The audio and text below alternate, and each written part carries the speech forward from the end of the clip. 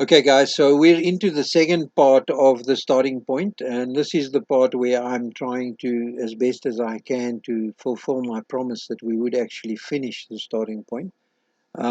This is what I would call the pulling action of starting point. Up until now, we've been doing the pushing. I've been trying to push you to the idea of missions. Now I'm going to try and use missions to pull you and to pull you into the paradigm. So I'm going to set up a scenario in which we're looking at culture and we're looking at the effect of culture. And I'm hoping that you will already start to see some of the effect. I want you to realize that you're going to look at it, you're going to see some of the effects happening in your lives.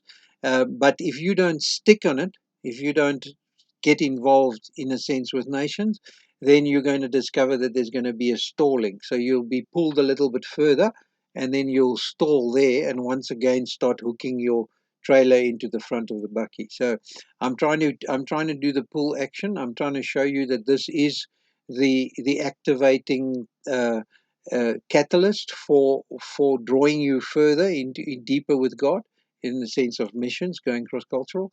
So recognize what I'm doing. That was the pushing. Now we're going to do the pulling. You of course might not agree with everything I'm saying, but please remember our communication. We're going to look at the biblical. We're going to look at the stories that reinforce it, and then we'll eventually look at testimonies and see whether we can take other testimonies and cascade them down into the biblical. And I'm hoping that that will give you the confidence to realize that we're not really just talking through our noses. This is a very, very, very deep subject, and probably a subject which has been so neglected within normal church circles that it's actually quite frightening. Okay, so let me start my PowerPoint. Once again, please take note. This is a very, very new tool for me. I'm actually not happy with my camera position right now, so I'll see if I can change it slightly. Okay, that should help.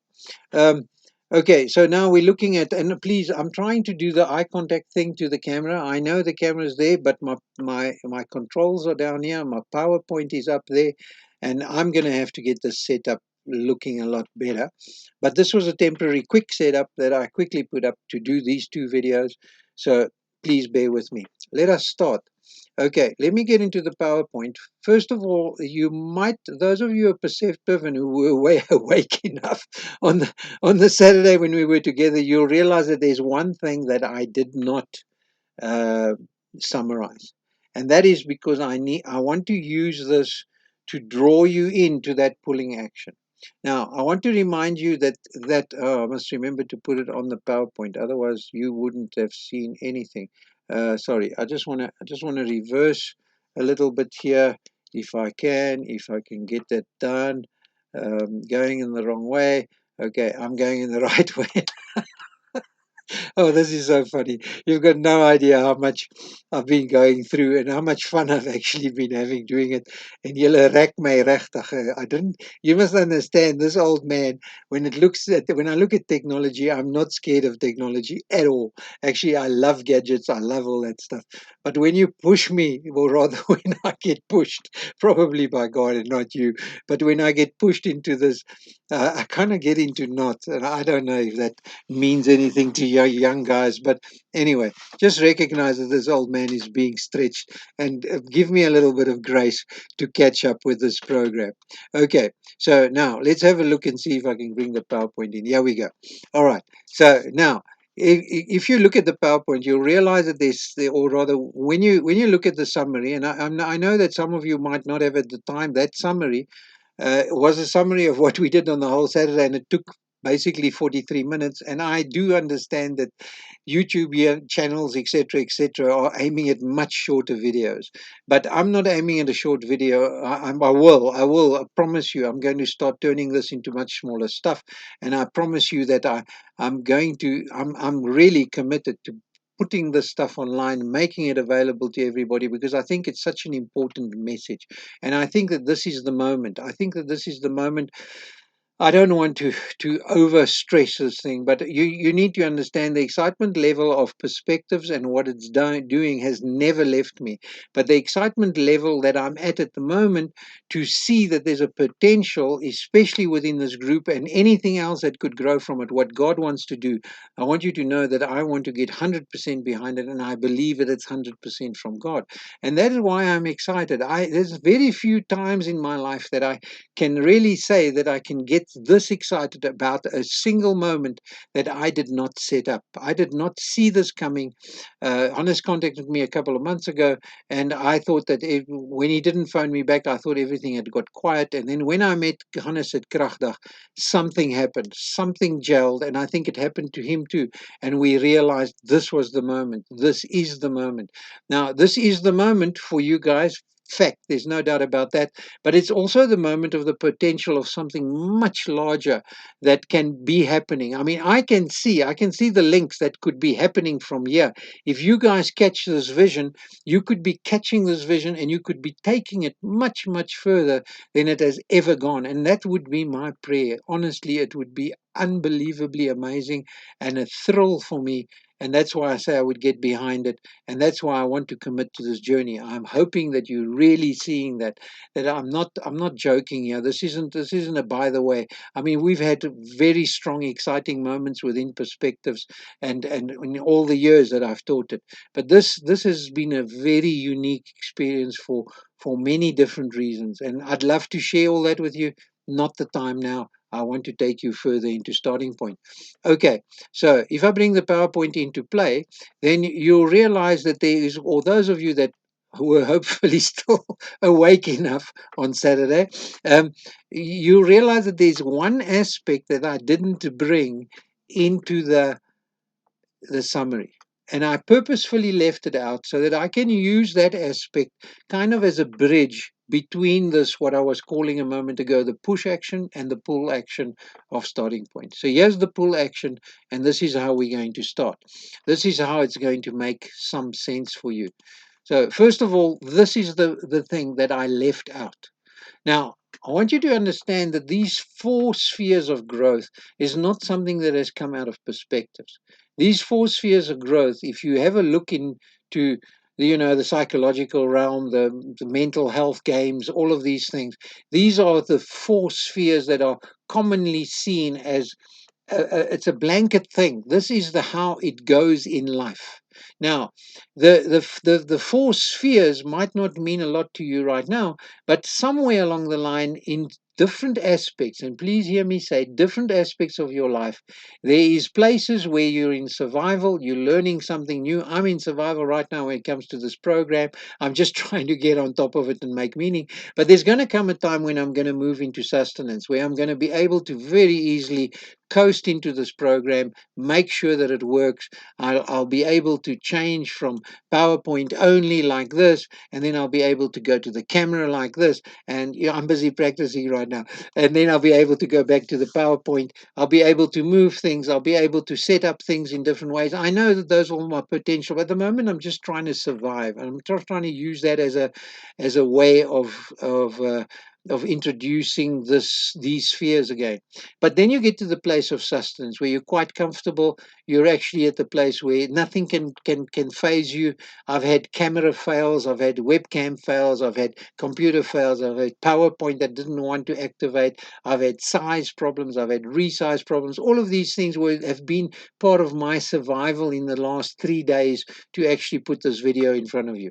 But now I'm starting to feel it already. I'm getting to the place where I can quite comfortably, and it's really not that difficult. I can quite comfortably move to PowerPoint only. I can quite comfortably move back to my camera, and I can quite comfortably bring it back. I would be able to place my head somewhere else if the PowerPoint was in the way. I would be able to resize. I would be able to connect you to the internet in my PowerPoint. I would be able to put action points. I would be able to put in URLs. I would be able to do all of that. I'm starting to feel that I can already operate there. So this gives you an an idea of what sustenance will be like. This would be in the job sphere, this would be in all of those things. But when you get to that point, then I would probably get to the point where I would be excited if you were doing a presentation to show you how it works. So now I reach the point of success. I'm successfully using it for myself, but I'm successfully in abundance to be able to share it, to be able to put it, to have the confidence of sharing it out.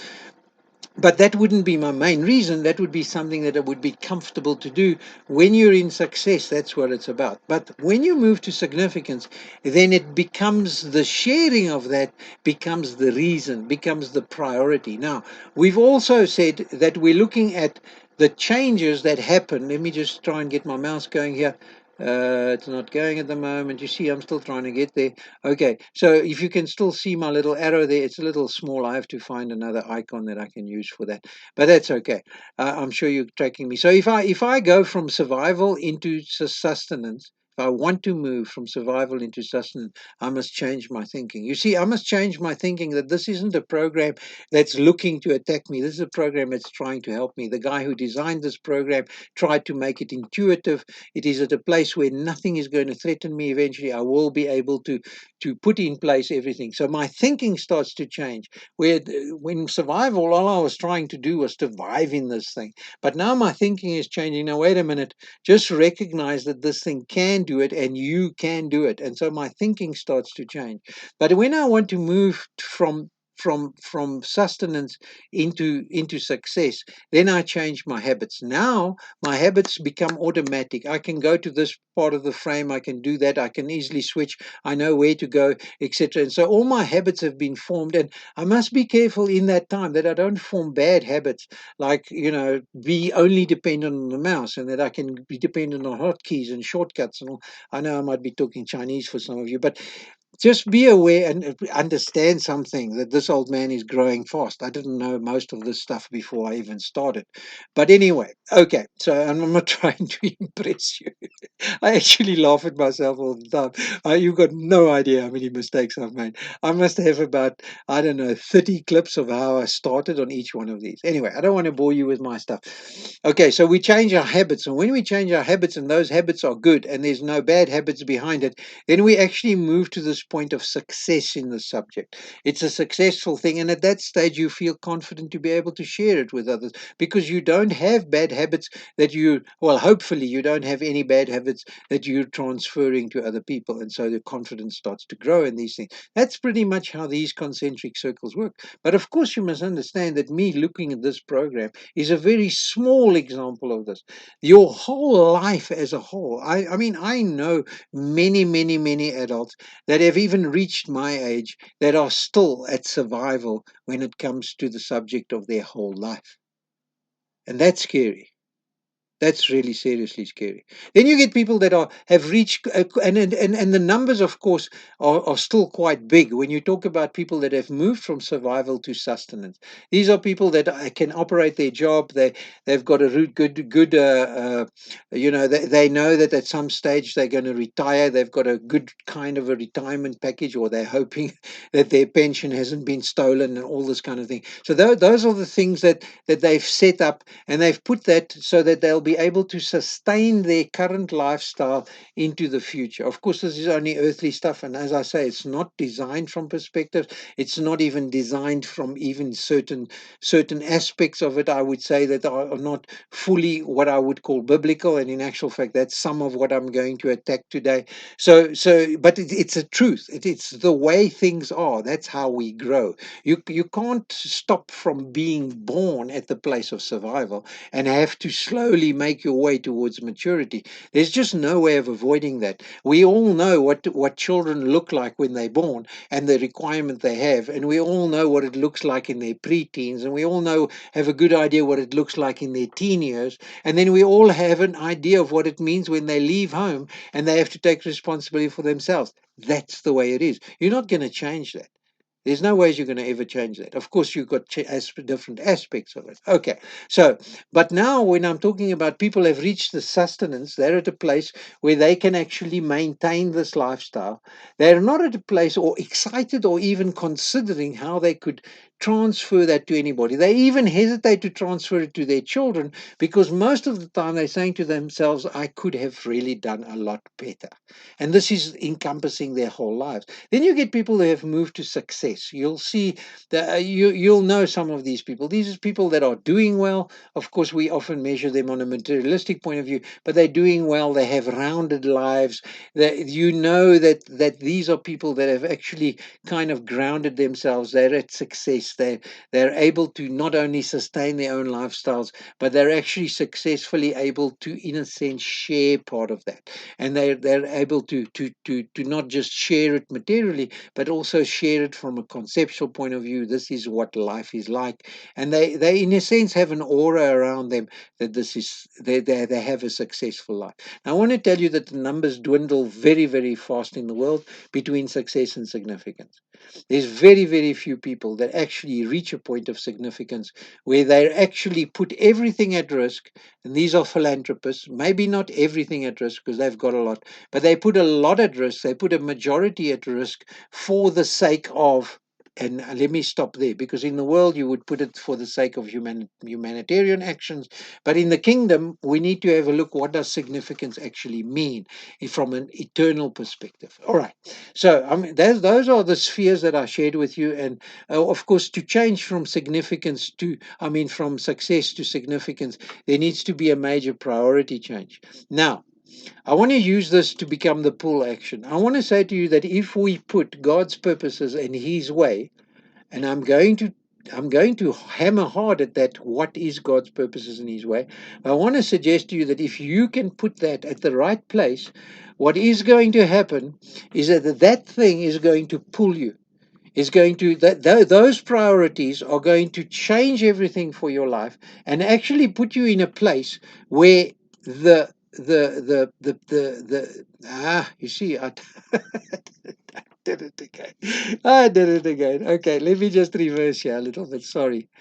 Oh man, I'm going the wrong way, going the wrong way, going the wrong way, going the wrong way. Here you go. Okay, that's the one you saw last. I pressed the wrong button. That's how it goes. Okay, so we're looking at. I've done it again. All right, let me just use this slide. It will be fine. Okay, if you want to have an eternally meaningful life, you need to start looking at it from God's priorities and from His way. And I want to say to you, and I mean, I don't have the rings in front of me anymore because what's happened in PowerPoint, but you can still see them there. I want to say to you that if you put God's priority in place, I got a feeling that moving from survival to sustenance, and from sustenance to success, is accelerated at an extreme pace, because God did make our natural lives to go with that trend. But that's when we put that bucky in front of the trailer, that is what kind of just continues to have to happen naturally. You can't stop a child from growing, whether you're actually taking them to the necessary steps. They are going to become preteens, and they are going to become teens, and they are going to become adults that want to take responsibility for themselves. What that means is probably chaos in a lot of cases. But if you do it the other way around and you put God's priorities in place, I want to suggest to you that it actually draws you in. Now, the same is true for what I'm going to go to. Now, what I want to say to you is that, and you'll notice that I've actually moved towards, and by the way, I've seen this happening where people put God's priorities first, and it sucks them into aligning all of those things. It sucks them to move to a place that they want to share their lives, they want to lay down their lives, and they want to change their habits, and they want what was the other one? I've forgotten, but they're basically the cascade of all of those things. I'm supposed to have the PowerPoint in front of me, so please forgive me. Okay, so all of these priorities will actually draw you. Now, this is what I'm trying to say to you. Now, yeah, we have a scenario I'm putting in front of you. I want to say to you that God's purposes and His priorities and His ways are all centralized around this term missions. Now, when we speak about missions and when we take the plunge into this, you need to realize that as soon as you go to missions, you have to talk cross cultural. You have to talk about culture, because missions in its essence is about going from one place where God's kingdom is already developing and has taken root, and you're going to transplant it into another place where there is nothing. And the reason there is nothing is that that culture has formed a barrier to ensure that it does not come in. And so missions in its in its purest form is to set up a new situation with a pioneering effort in a new surrounding. That's the essence of missions, and you'll see Ralph Winter. If you listen to that audio, you'll see that he actually does verbalize that in that video. But now, yeah, I take the plunge. I'm going to talk to you about culture. So first, I need to give you a little bit of a background of how culture is formed. Culture is a very difficult thing to define, first of all, in its own. But it is well recognized that culture seems to have this coating that is extremely pliable. It's so pliable that you can bring two of those balls together and they'll mesh with each other, but the actual barriers, the boundaries are still maintained. The best description you could see is you take oil and water, you put them in a jar and you start mixing them, that you'll actually see that at some stage, if you mix it really, really hard, at some stage it's going to look like it's become one color. But as soon as you let it go, it separates. And that's what culture does. Culture has got these super pliable boundaries. Now, how do we determine and see culture? It's when we start to see a set of people that have a completely different, in a sense, behavior. You start to discover a common behavior that is understood amongst these people and it's different to yours, then you need to start saying to yourself, it is very probable that we've actually got two cultures that are rubbing. I'm coming from one culture and I'm going into another culture. Now, this is a very simplistic way of putting it, but I just want to catch the basics so you can understand how missions is going to pull you. So, when we look at culture, the first thing that we see looking from the outside is we see what is done, their behavior. And this is important to see, but this does not give you're going to make presumptions of why it is that these people have this behavior. Usually we have uh, ill thought of presumptions. You'll see them doing a certain thing which might be shocking to you, and very often we say they're uncivilized, or they really don't know what they're doing, or they don't have knowledge. All of these things that we could quite easily throw at them when they have this behavior. But this is seriously important, is when we look at culture, we need to realize that there are some concentric rings. Now, obviously culture is a lot more complex than this, but you need to see the first four main subjects, if you want to call it that. Now, as soon as you look at that, I'm going to go to the inner core one. The inner core one is called worldview. In other words, what this culture believes is real, reality, truth. Okay, that's the inner core, that red core. And to actually identify it and disassemble it is quite a difficult process, but it always revolves around what is true. Just on the outside of that, you've got this blue circle. Now, this blue circle says to you that the worldview is enveloped within this belief system. So that's called the belief system, and this belief system answers the question not what is real, but what is true. Okay, so you've got the reality there in the middle, which is a solid, and then you've got the belief system, which just around it, which is saying this is true. This is the belief system, and this is why we have a worldview that says this is reality.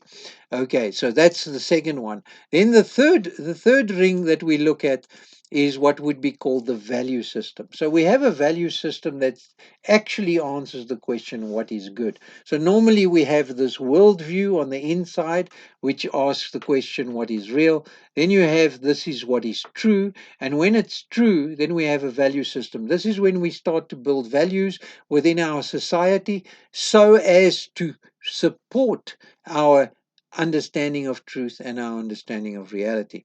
And then comes the outer layer, which is what is done. Now, when we get to that point, we start to have a better understanding of what culture is. Now, remember that as you step in, you look at behavior, and then, but much, much deeper, there is this worldview.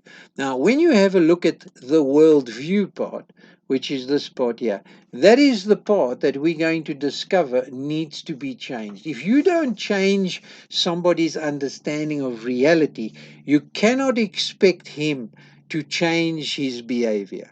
We do that, we make that mistake all the time.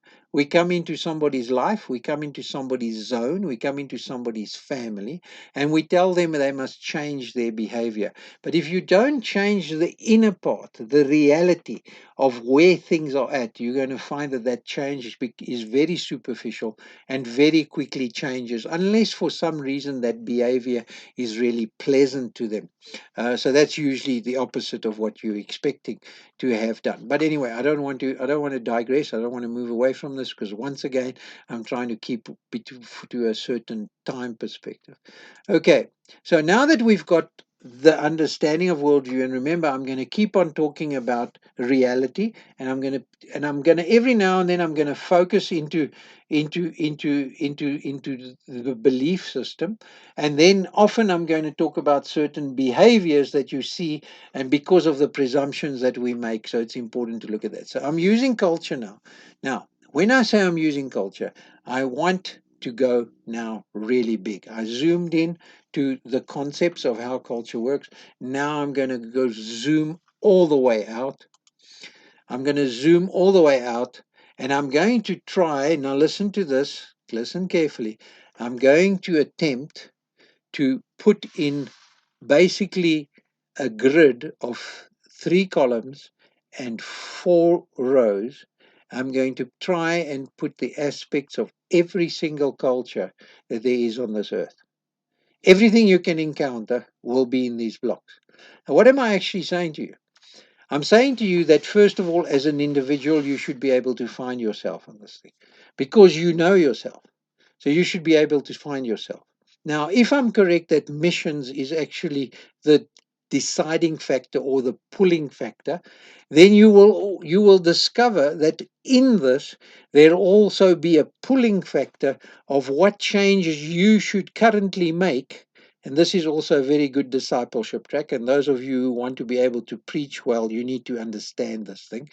And that might just be the sum of the attractions for you coming to Perspectives. Perspectives has a multitude of extra things that comes with it, because when you look at the big picture, you start to understand a lot of the smaller things, even for other people.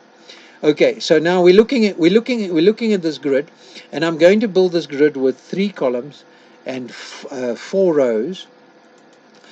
But I first need to give you the headings of those so that you can understand. And I'm going to actually go into each one of the blocks. This is our exercise. I'm going to paint each one of these blocks using reality, using belief, and like I say, zooming a little bit out into behavior, so that you can start to see the effects that this has, but not only on yourself. And I'm really hoping you're going to be able to take this further. It's not on yourself. It's also a recognition of what the going process would do for all of us, for Christianity as a whole, and to be able to get an idea of how you could bring people in another block, in another situation, into an understanding where you get direction. So this is not only direction for you, it's direction for your family, it's direction for your nation, and its direction for all of us. If we see ourselves as people of God, we're going to see that this is his way. That's what I'm trying to paint. If you put his priorities in place, and this is why it's nearly as if God is shouting from the rooftop, go to the nations, go to the nations, try to meaningfully go to the nations. I'm just going to put a little extra here for this group. um, I spoke to Hannes about this, and I hope he doesn't mind me putting it on the video now. But we can talk about this, and we can cancel the idea. But I said to Hannes last week, I said I think we need to put a caret at the end of this course. I'm talking about people who meaningfully go through it. And I'm kind of pushing, right? But at the same time, I want to put something in front of you. And it's something that's meaningful. It's not just a carrot that you're going to eat. I'm talking about something that would really meaningfully cement everything that you're going to learn in the next, I don't know, 15 weeks. I don't know how long it's going to take. We used to do it in 15 weeks. What do I know? At the moment, I'm completely open to any ideas.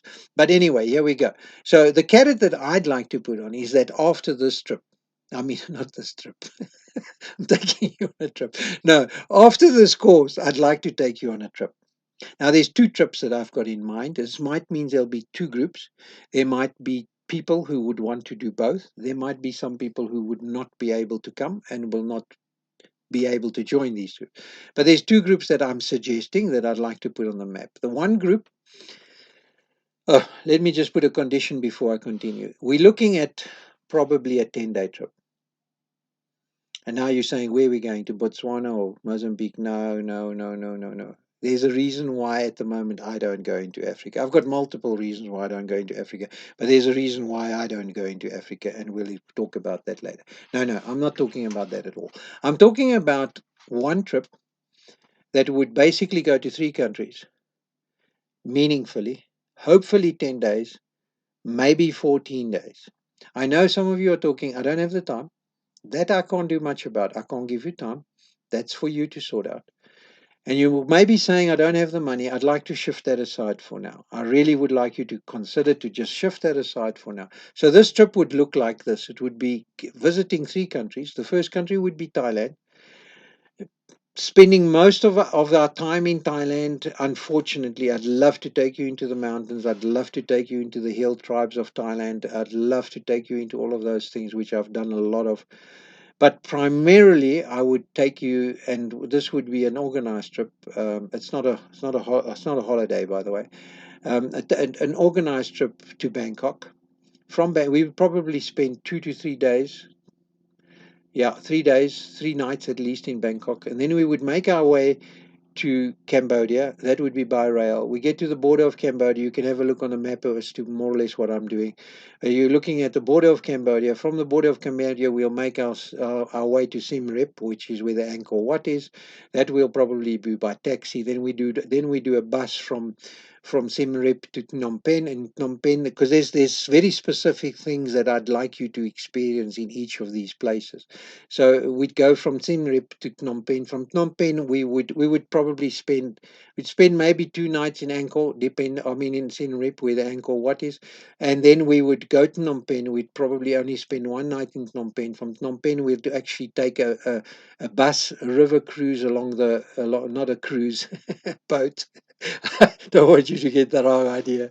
I don't want you to see the MSC ship where you're sitting in a little. We would take a boat. We'll do a bus. We'll do a bus to the Mekong River, and from that we'll take a Mekong River. We take a bus, a boat trip along the Mekong, out through the Cambodian border into Vietnam, and from Vietnam we'll go to Saigon, and from Saigon we'll probably then have to take a short, what we would call a domestic trip. It's a short flight, which is normally not very expensive, and we take a short trip from Saigon back to Bangkok, and that would then steer us towards home. So that's the one trip I want to suggest, and we can talk about this. You can tell me whether you're excited about it. You can tell me whether any of you are interested. That's up to you. It's a carrot. Maybe you don't want to eat it. The other trip would be to connect you more to a working trip, in the sense of doing some physical things, go around reveal kind of stuff for other people that are doing things, ourselves included, and that would be to Bulgaria, and to actually only go to one country, which would be Bulgaria, but to get an aspect of missions in working, um, to actually spend time. There'll be a certain investment. The other one will be an exposure trip, which have had a huge investment in your life. But the other one would be also a useful investment in the going process. So the first one would be going to become aware, and that would be extreme. The things that are coming at you is going to be extreme, but it will make you process certain things, and I promise you this will probably be a life-changing experience. The other trip would be more a serving, and in that trusting that God will do a similar process, but probably a little less. involved and a little less exciting and all the rest of it. So those are the two trips. I'm just putting that carrot in front of you as I'm talking about culture. I can't help myself. Culture is to me one of the most interesting subjects. It's the thing that God made. It's the problem, as far as I'm concerned, that God put in front of us as Christians or as people, as his people, and is saying, go there and you'll find the solution. So that's me. But let me know if you want to talk about that, carrot. Okay, let me get back into the class. Otherwise, I'm going to take the whole night to do this. All right, let's go back to the PowerPoint. So here in the PowerPoint, what I'm going to do is I'm going to build this. Let me go PowerPoint only for now. Okay, I'm going to build this matrix. I just want you to see my arrow. Okay, I'm going to build this matrix. So we're going to have the 3 rows. I'm going to describe them to you, 1, 2, and 3. And then we're going to, sorry, columns. And then we're going to have the 3 rows, 1, 2, and 3, 4 over here. So let me describe to you 1, 2, and 3 to start off with. So we're looking at 1, 2, and 3 from the basis of culture. Now remember, I'm now going to place the whole world into this, into these 3 columns. The whole world, all of the cultures of the world, excuse me, into these 3 columns.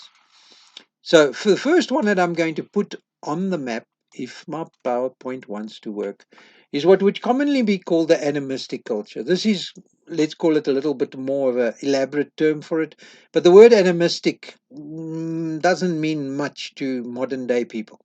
But it is true that it's best that we leave it at that name. But let's give it animistic culture. There's also other names that have been given to these cultures. Now, you must understand, I'm going into major subgroupings of actual uh, people groups, or not people groups but cultures. Let's keep them at cultures for now.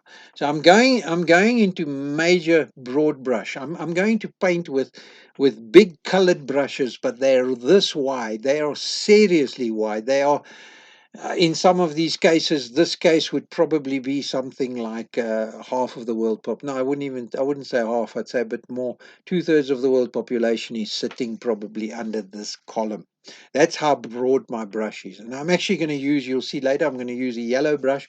I'm going to paint this with a yellow brush, and the reason for the color is not important, but we're going to use yellow. As we go with perspectives, you'll see that these are colors that we use to standardize certain things that we say. So when I say, yeah, but you must remember that it's a yellow road culture, you'll understand that I'm talking about this broad brush. Okay, so that was just a little bit of information on our communication. Okay, so we're looking at animistic culture. What does this animistic culture mean? Okay, well, I'm going to try and give you 3 words that will help a lot.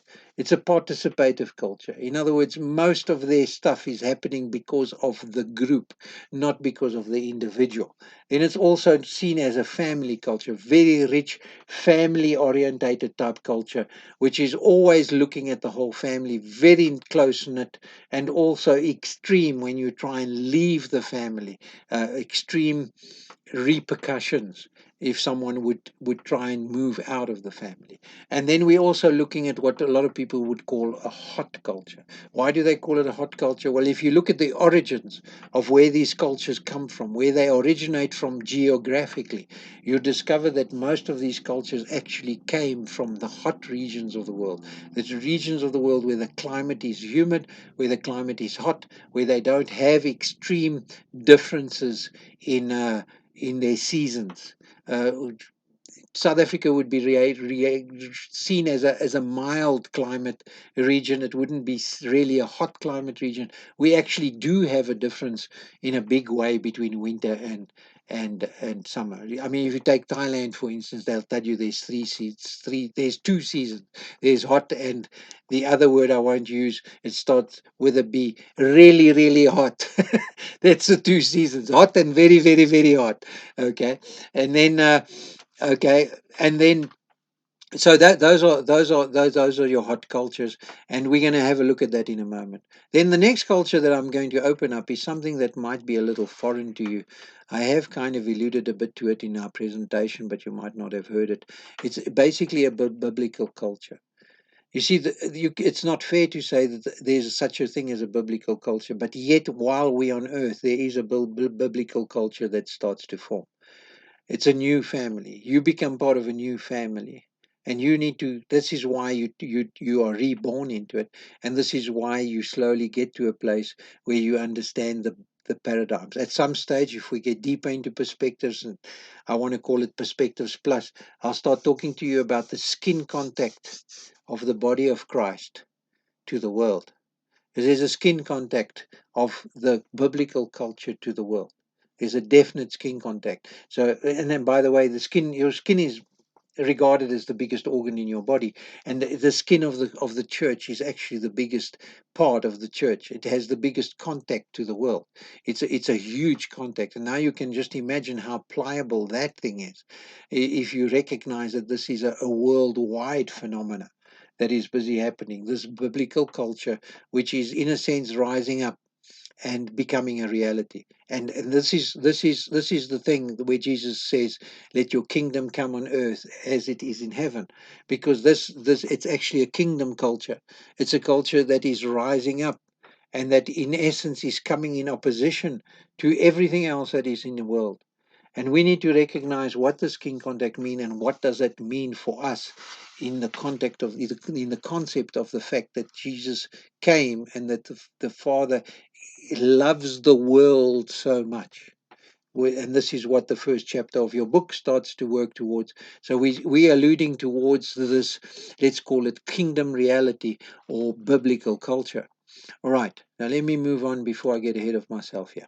Okay, so we're looking in the next one would be called the secular cultures. Now, I think I would be quite comfortable. It's not a difficult one for me to describe to you, because I would be quite comfortable to say that everybody in this class, I haven't met all of you, but I'm pretty comfortable to say, without a doubt, that 100% of this class comes from the secular culture. So it's not going to be difficult to describe this one, because you're going to identify yourself probably into what we call the red road. By the way, the biblical one is the blue road, um, the red road. And then once again, I just want to emphasize, we didn't put certain colors which mean certain things. They were just three colors that we randomly, well, that I actually randomly picked in PowerPoint when I originally did this many years ago, when I put this thing together. Okay, so we're looking at the secular cultures, the secular, and by the way, I didn't put the thing together. All I did was reverbalize it in such a way that people would grasp it easier. I actually can't remember. I've been trying the whole day to remember what the name of the guy is. I actually met him, and he's written books about this, but they're heavy. I will eventually get the name. Like I say, I haven't taught this in a while, so the brain cells have to come back. The CD drive's a little slow, or rather the hard drive. The hard drive's a little slow. I don't have an SSD. Anyway, okay. So we're looking at the secular culture, and recognizing that the secular culture can be cascaded, and secular already probably means a lot more to you. That's my phone. It should have been off, but don't worry. Okay, so the secular culture cascades down to what would be called the individualistic culture. Now, look at the opposite from the other side. You're looking at a participative culture. We're looking at an individualistic culture. So it's much more on the individual rather than the group.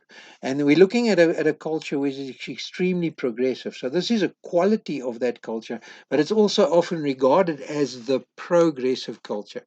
Now that that doesn't mean that the other culture don't go and do things that I'm not doing. That doesn't mean that the other cultures on the other side are regressive. Okay, but we're gonna look at their position in the kingdom, and then you'll start to discover some really important things.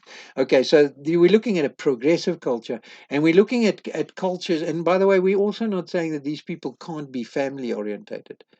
It's just that it's a very different. Our family orientation is normally one of encouraging our children to become independent. Note that there's a huge difference with the animistic cultures. That is not something that they promote. That is not something that they move towards. Okay, so here we go. So we're looking at an individualistic culture, and then we're looking at a progressive culture, and we'll see the implications of that, and we'll also see that these are the cultures that originate within the cold region. So a lot of people will call them the cold cultures. It's not because they're cold people, or because on the other side they're hot people. What we're talking about is the origins of where these cultures come from. Okay, so I've taken a very broad brush. I've covered everything that you possibly could find in this world. Okay, there is something, but I'm going to leave it for now. I just thought of something. that I could probably go and fetch, but it does fit in the rest, don't worry. Okay, so now let's have a look at worldview, because we need to remember the worldview, that's the inner red circle. Now I need to be able to disseminate worldview into at least four major categories. And this will help you a lot because this actually shows you where the reality models are for different people. So I'm going to go quickly here. We're looking at number one, your reality model or the reality model of a culture in relation to the deities. Let me just stop here. I use the word deities. I'm talking about things that are would we commonly called supranatural. In other words, that which is natural, which we see with our eyes, which we see man, we see nature, we see everything. But everything that's on the outside of that would be supra. It's higher than that. It's within the spiritual realm. It's the existence even of the spiritual realm. It's the role of the supernatural within all of this. The deities and gods with a small g. You'll see that on my PowerPoint. Let me increase that one a little bit. So you're looking at the deities, the gods, and you're looking at God Himself, and then you're looking at the one that is obvious for us and is in the Bible, and that's Satan. And then we realize that demons and angels are all supernatural, all mentioned in the Bible, and we need to place that somewhere. We need to place our reality. Every culture places a reality model on this part of worldview. What are the reality models of each culture in this worldview? I mean, in their worldview. And then we need to look at the next layer or the next. No, these are not under each other. Basically, each one of them are a group. They would be there would be four different points, different sectors of your worldview. So you've got a worldview of the role of man. In other words, the origins and the reasons for existence, the role of his relatives, the role of others in his life, in other words, society, and then the conditions of living correctly. These are all the roles, and obviously from that we also can look at what does it mean to live incorrectly. But so that's the role of man. And then if we go to the next point, then we look at the next subcategory, if you want to call it that, which is nature's role. So we've got the deities, a totally different subject. We've got man, which is mankind, and then we got the role of nature. So this is going to be the role of everything that is not humankind, every living thing, every living organism, every part of the universe, all of these moving parts that seem to be around us or that man at least is part of. So you've got a universe that surrounds us, and we have all the things that the Bible says about the universe, and then also the state of the earth. In other words, the current state of the earth. Where are things at currently within the earth, and the availability of the resources that are in the earth. We're going to have a look at that, and then obviously the correct use of that. How do you equate the use of that? You're going to see that in every culture you have a different way in which that is seen, at least within these two broad brush cultures, and you'll see that there's differences in every culture how that is seen. Okay. And then the next one that we have to look at, which we now, you would actually have covered everything in those three. But unfortunately, or rather fortunately for us, God has actually included something else in our worldview that was never there and that is not actually part of where He is. And this is a subject that has already come up in class with some of you. We're talking about this predestination. In other words, we start talking about timelessness. If you live in timelessness, it's something that I don't even think you can even realize. I can't anyway, what it would mean to live without time. And so you have to put the reality model you have while you're living on this earth, while there is still cultures, while we're operating from that basis, you have to put that into your thinking. And you're not going to be able to remove it. So you have to have a reality model around the issue of time, around the issue of how the story unfolds, how things go. Now, often, if we go there within culture and within religion, then we, as soon as we step into the realm of off this earth and into the supernatural, all of a sudden we find ourselves orbiting around this thing of time and timelessness, and we get into this endless cycle of not being able to understand, and then we get confused, like a dog chasing his tail. So I try to avoid that as much as possible. I don't mind chasing the tail, but I'm aware that it becomes that. So as soon as I'm aware that it becomes that, in as much as what it's a very interesting subject, I'm not going to get an answer to it, and I don't think you are either. But anyway, some people. But let's let me. I'm going sideways again now. I think you realize that for me, perspectives grow so many tentacles that it doesn't matter to me where we go. I'm really happy to go there. But for some people, it's too much detail. I do want to say to you, they've got this saying in English. I don't like the saying, but it it does kind of hit the point. The devil is in the detail. In other words, the real issues are in the details. They're not in the surface. So I'm sticking to the surface for now because I'm broad brush. But it's important that we put these things into place so we can actually slot them into a meaningful place so you can have a meaningful life with God. Okay, so yeah, we are. We're looking at time, and this, yeah, we're looking at the story of the of time, and then we're looking at the importance of time. And so when we put the importance of time into place, and we start to play with eternity, because we're going to have to play with eternity, that we're going to have to put a question mark on this, and also the availability of time, and then the appropriate use. And this is where we're going to start looking at how different cultures have actually taken this, and they've taken it into something which they feel is meaningful. Okay, so now that I've painted this, I'm going to open each box individually. I'm not sure how I'm going to do this. I think I'll stay on screen for a while.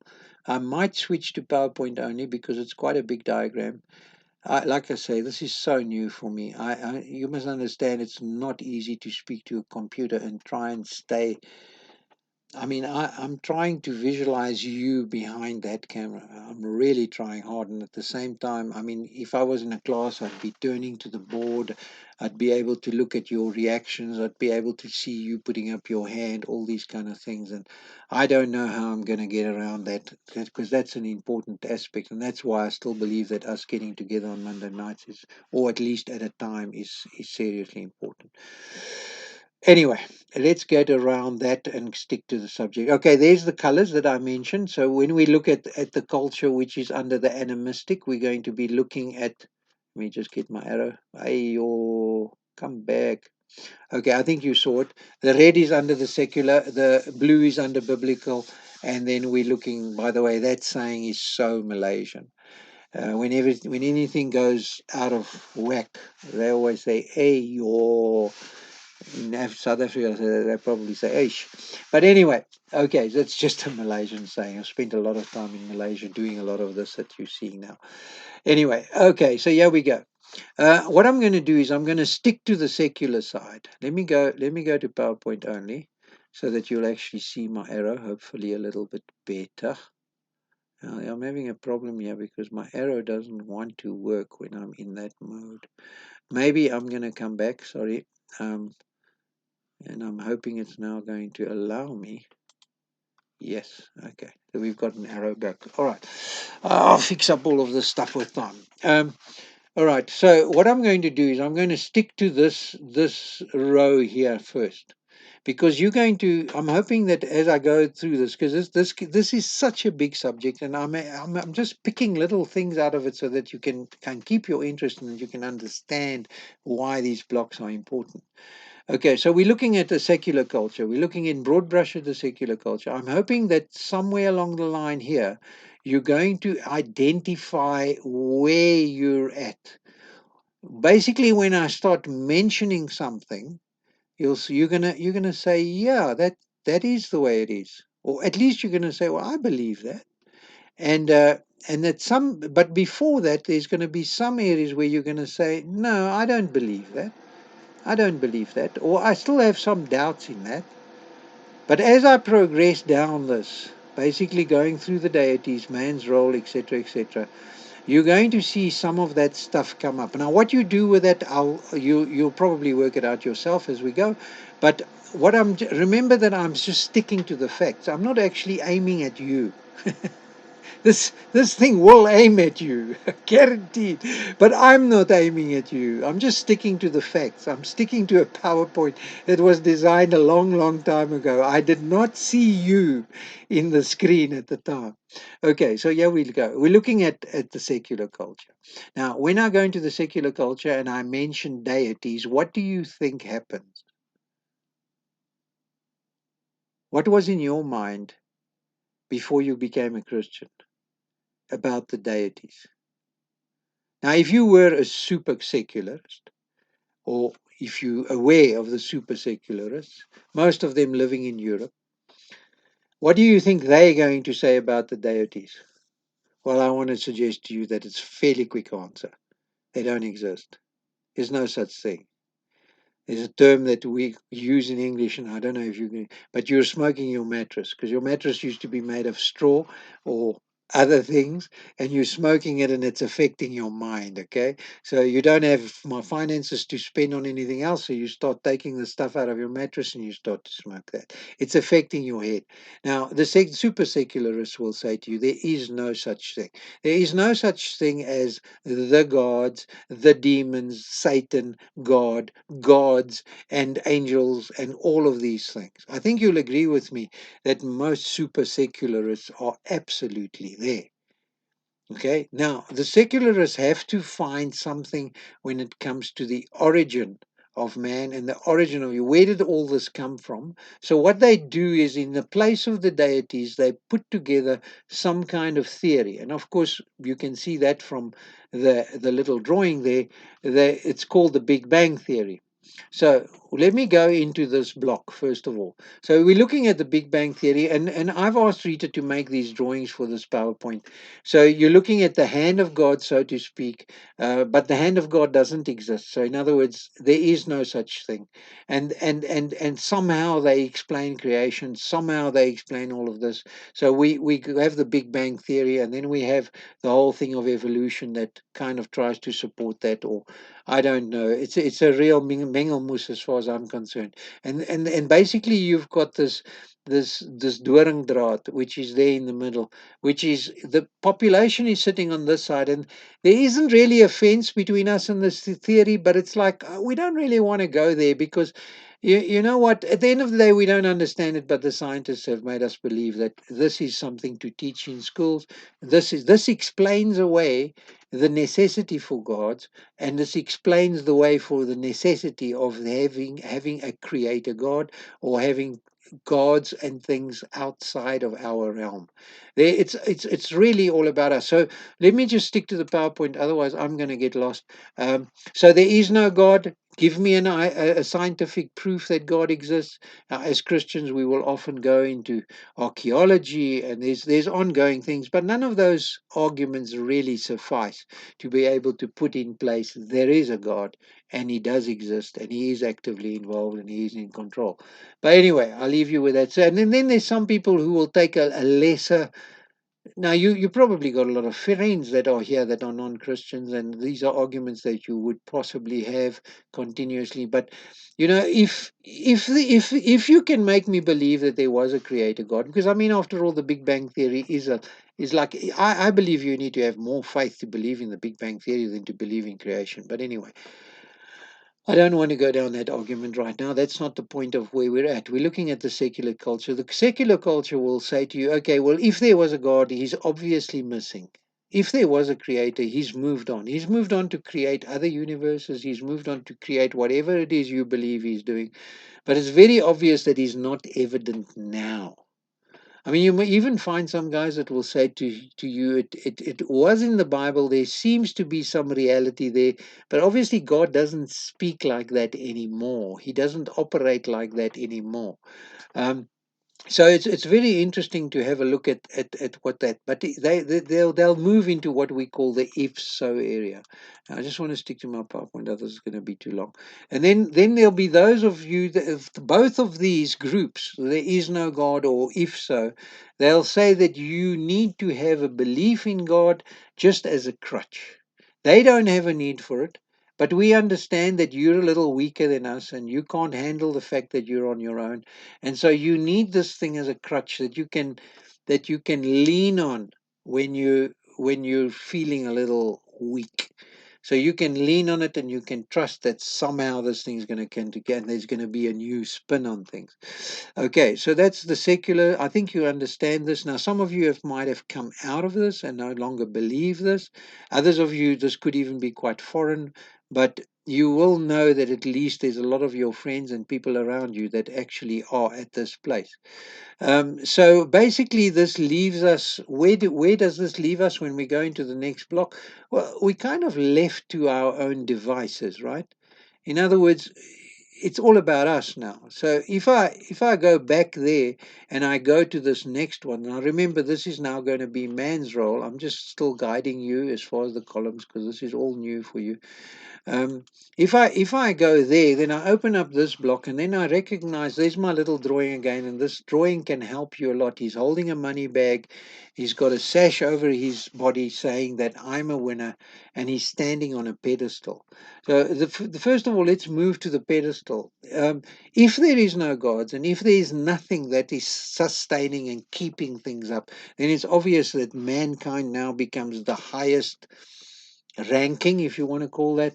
And so we, mankind, becomes the sustainer and the overseer of all things, especially the things of the planet. But even now, we're starting to have certain concerns about what we're busy doing in outer space, etc., etc., etc., because we have a further reach.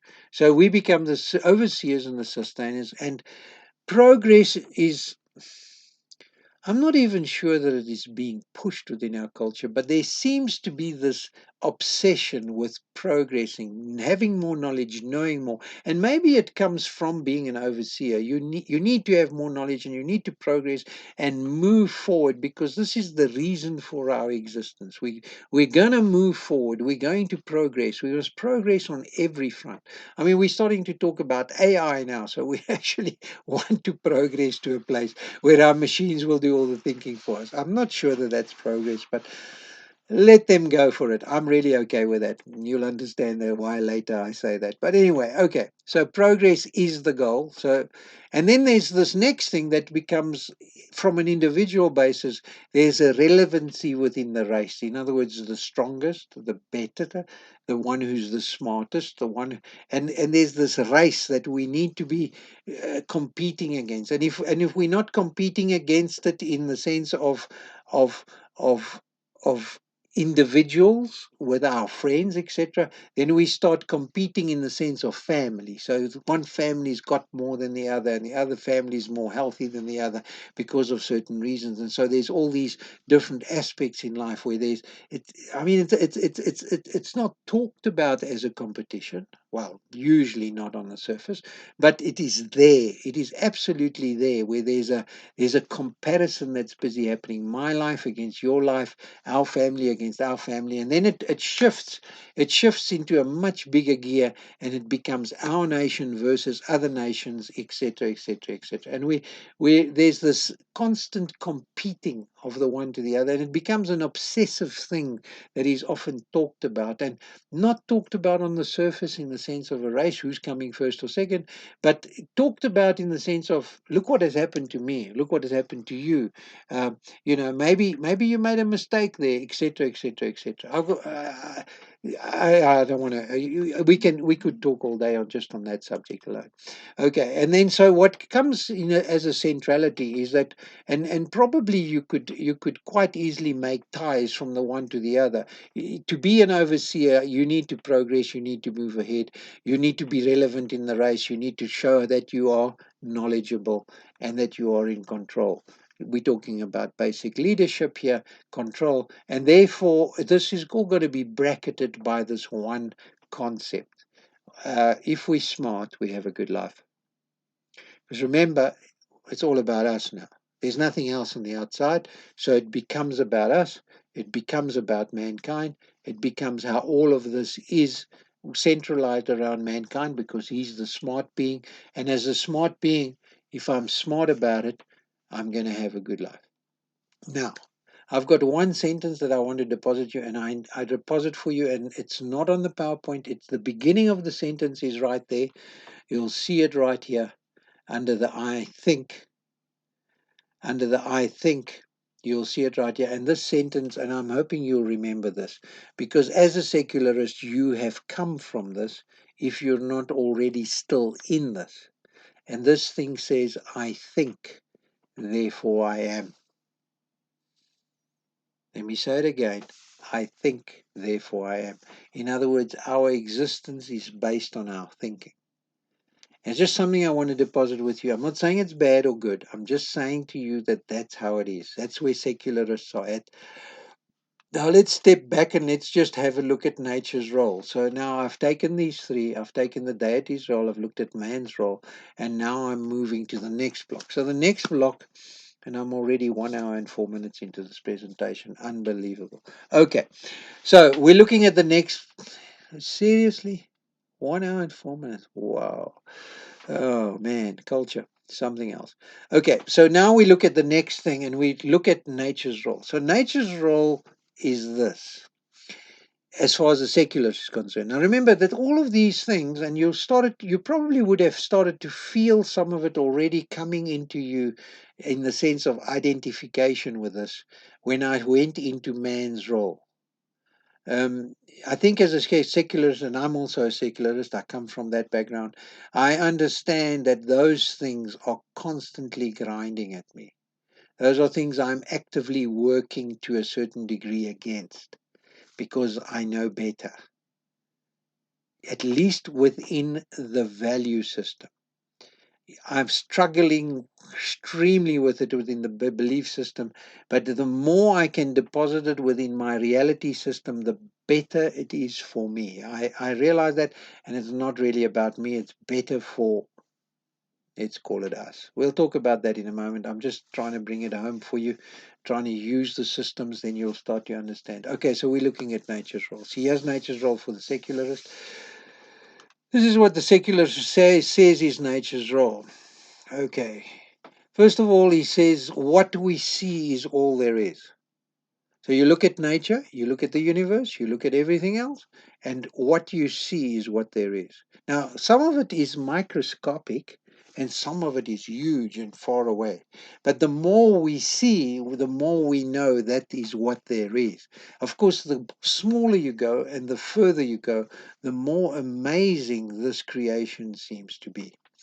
Those of you who listen to Louis Giglio will know and understand that's one of the things that he loves to do is to actually stretch us in these kind of areas of what God has created. And it's beautiful, it really is. But as far as the secularist is concerned, is what you see is all there is. There's nothing else. That what you see is what there is. You might have to work out some of the details because it's so small, because it's so big, but it always can be seen. Now, another thing that the secularist will say and is convinced of is that this is decaying. And that's why that diagram looks like that, by the way. You might have thought, what on earth is this earth? What's happening to this earth? Well, that's kind of a depiction of what most seculars see this earth as being. It's busy decaying, and I mean that is seriously on the news nowadays. So I don't even have to talk about this subject anymore. I used to have to talk about it, but now it's really coming on the board. I mean, this earth is falling apart, it's dying, and we need to heal it somehow. And basically, this brings us to this point. If it decays, because that's all there is, if it decays, we die with it. So that's how the secularist sees it. So it's a serious subject that we recognize this earth is sustaining us, and therefore we need to do something to ensure that it can continue to sustain us. And this is why there's all of this stuff which is currently on the table. And so we're moving into all kinds of energy things. Oh, you've probably heard of the Great Reset. Well, that's really the Great Reset is what this is all about. Okay, so that's where we're going to, or rather, that's where the secularist is going meaningfully. He's actually becoming totally dedicated to this thing. He believes he's in trouble, in serious trouble. Not only believes it, it's becoming a total reality for him.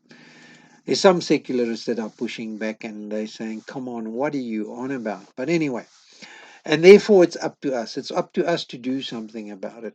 So I'm going to just finish off here by quickly saying to you that when you join the man's role to this thinking, you actually start to realize that we have created a developmental crisis. We progressive, we seem to be creating our own crisis, and then we're trying to solve our own crisis. And that's kind of why they're talking about a great reset. This becomes a crisis. You can't do everything that you believe is man's role and then succeed, not succeed, or try to succeed, and then realize what a blunder you've made. This is a quite a quandary. But anyway, I think I can leave that with you. I think that's enough. So let's look at the next block. So now we're talking about the role of time for the secularist. The secularist is looking at time and he's saying, that's all there is. I need to make the most of it. In other words, if I look at my individual life, I need to make the most of it. I know that my family is going to move out on at some stage without me. So there's this whole inheritant thing, a continuation of culture, a continuation of nation. There's the whole thing of my time is running out, so I have to make the most of it.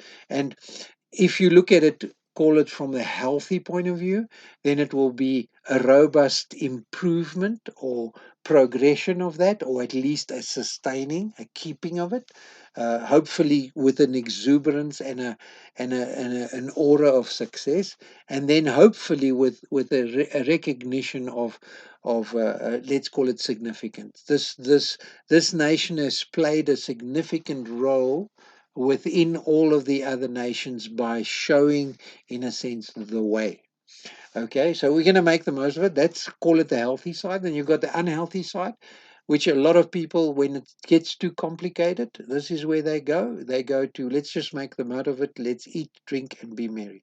So we know we're going to die. So let's just enjoy it. Let's have fun. Let's just, in a sense, just go for it.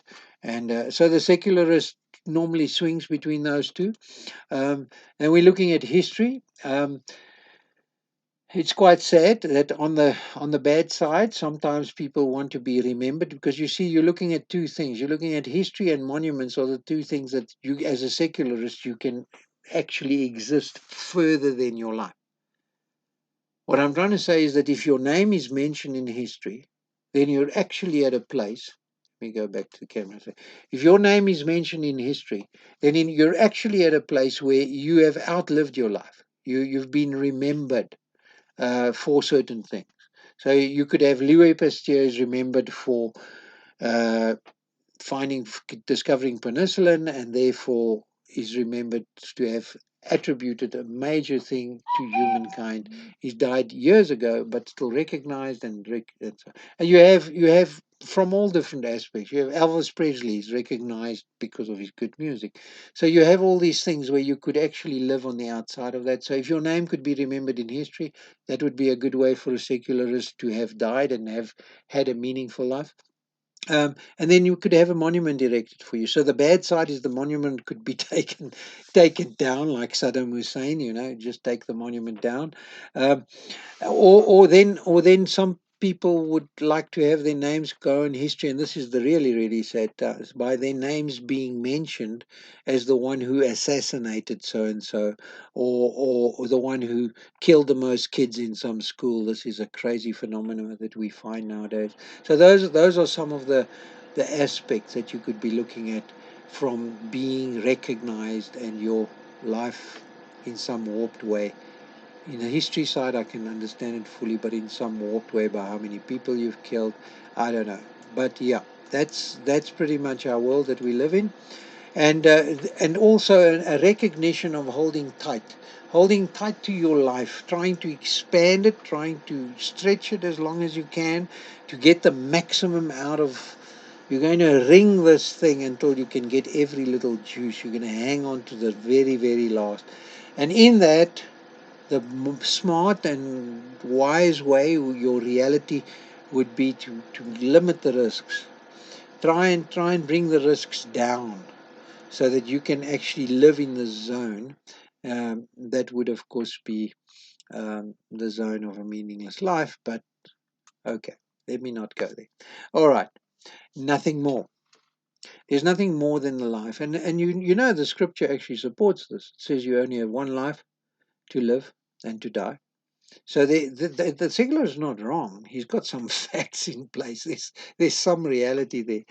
But of course, that's if you look at it from a life lived without any deity, that first block. But remember, he's on his own. So I'm hoping you're understanding the secular world. Okay, I'm going to move on to the other side now. This is a zone that I'm moving into now. I'm basically moving from one extreme to the other. I think you realize that. But this is a zone that I'm going to move into my PowerPoint where I'm going to start looking at the yellow zone. Let me go to PowerPoint only. I'm going to start looking at this yellow zone, and I'm going to be looking at the same as what I've done here. But now there's going to be some strangeness that should happen in your life. Okay, first of all, the animistic world. Okay, PowerPoint. Okay, there we go. The animistic world, and this picture depicts this, but you're going to find this a little strange, but maybe you're going to start appreciating or at least recognizing what some other cultures are going through. First of all, when you talk about the deities, the animistic world will not only tell you that they've experienced them, but they've seen them. They've always been part of their lives. Of course, it's usually from a negative point of view, from where we stand, from a biblical thing, but they've actually experienced it. I remember when we were in mission school, we were taken up into the Zambezi, where we were able to watch uh, well, what we'd commonly call witch doctors go into a 3-day seminar, and then after that, their initiation would be to go and visit the underwater spirits. And these guys would literally walk into the water and just go under. They would submerge as if they were a bar of soap. And not long after, without oxygen tanks and without snorkels, they would come back out. And when I say not long after, we're talking a serious period of time that no human lung would be able to handle. Now, for us, that was extremely astonishing. In actual fact, it's not difficult, also not wise, though, please hear me. It's not wise, especially not unsupervised. It's not wise to go into areas like that where these things are happening. Now, I'm coming with a warning because there's some very real stuff happening out there. And in actual fact, a lot of the animistic culture, in and amongst them, they'll say, why doesn't it happen to those secularist guys? And there's some things that we could talk about it. But they've experienced the deities. In most cases, it will be on the negative side. Basically, what the demons are doing to fool them. But you see, they keep tinkering with it.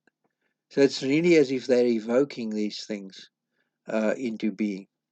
But okay, so now these people grow up. It's a culture that's grown up. It's a reality for them. They've experienced them. They know they're there. They laugh when you think they're not there. They're actually saying to themselves, wait a minute, these guys have never experienced life as such. And therefore, their reality is that they need to have some kind of model that fears and appeases them. So now you have this, and that's what the drawing's about. You have this, how would I say, they, they, they're doing everything they can to keep a distance. And that's why the girl that you see there is holding up her hands, and the shadow that you're seeing is the deity wanting to beat her, and she's doing what she can to to hold back, which is probably the reaction you would have of 10 people over you with batons. You would still put up your hands, although you know it's pretty fruitless. And that's why there's this fear and this appeasing. There has to be some way that we can stop them from beating us, or even get them to agree with us and to join us. And this is so foreign for us as secularists. This is extremely foreign. So you've got this appeasement and this fear of something that we as secularists have never even seen. But for them, they've experienced it and they've seen it and they've felt it and they've seen the consequence of that in their lives. And I want you to know something, it's an absolute reality on their side of the world. And so they know that these deities are in control. And they also know that there's no connection between them and those deities. Most of the time, they don't understand why these deities actually feel like this about them.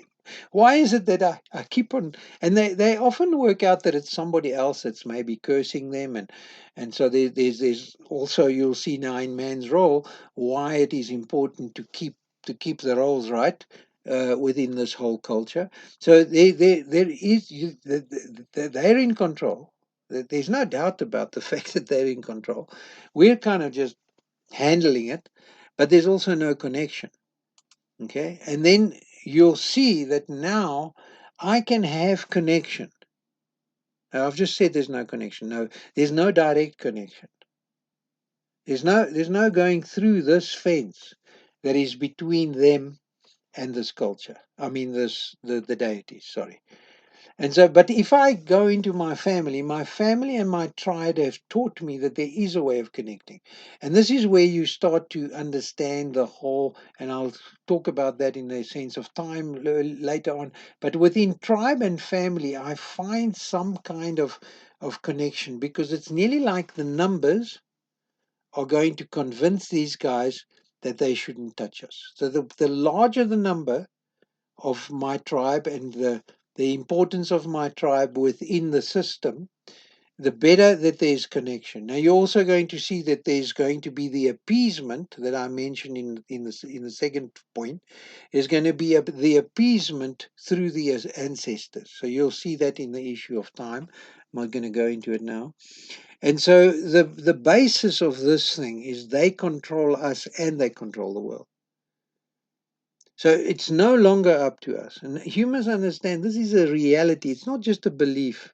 I'm really hoping you're catching me out because this is so fundamental to being able to understand why cross culture is important to us. Is to know that these cultures see it as a reality. It's not they believe. We so often say, oh, they're so stupid to believe. Please hear me that this is not just a belief for them, it's a reality.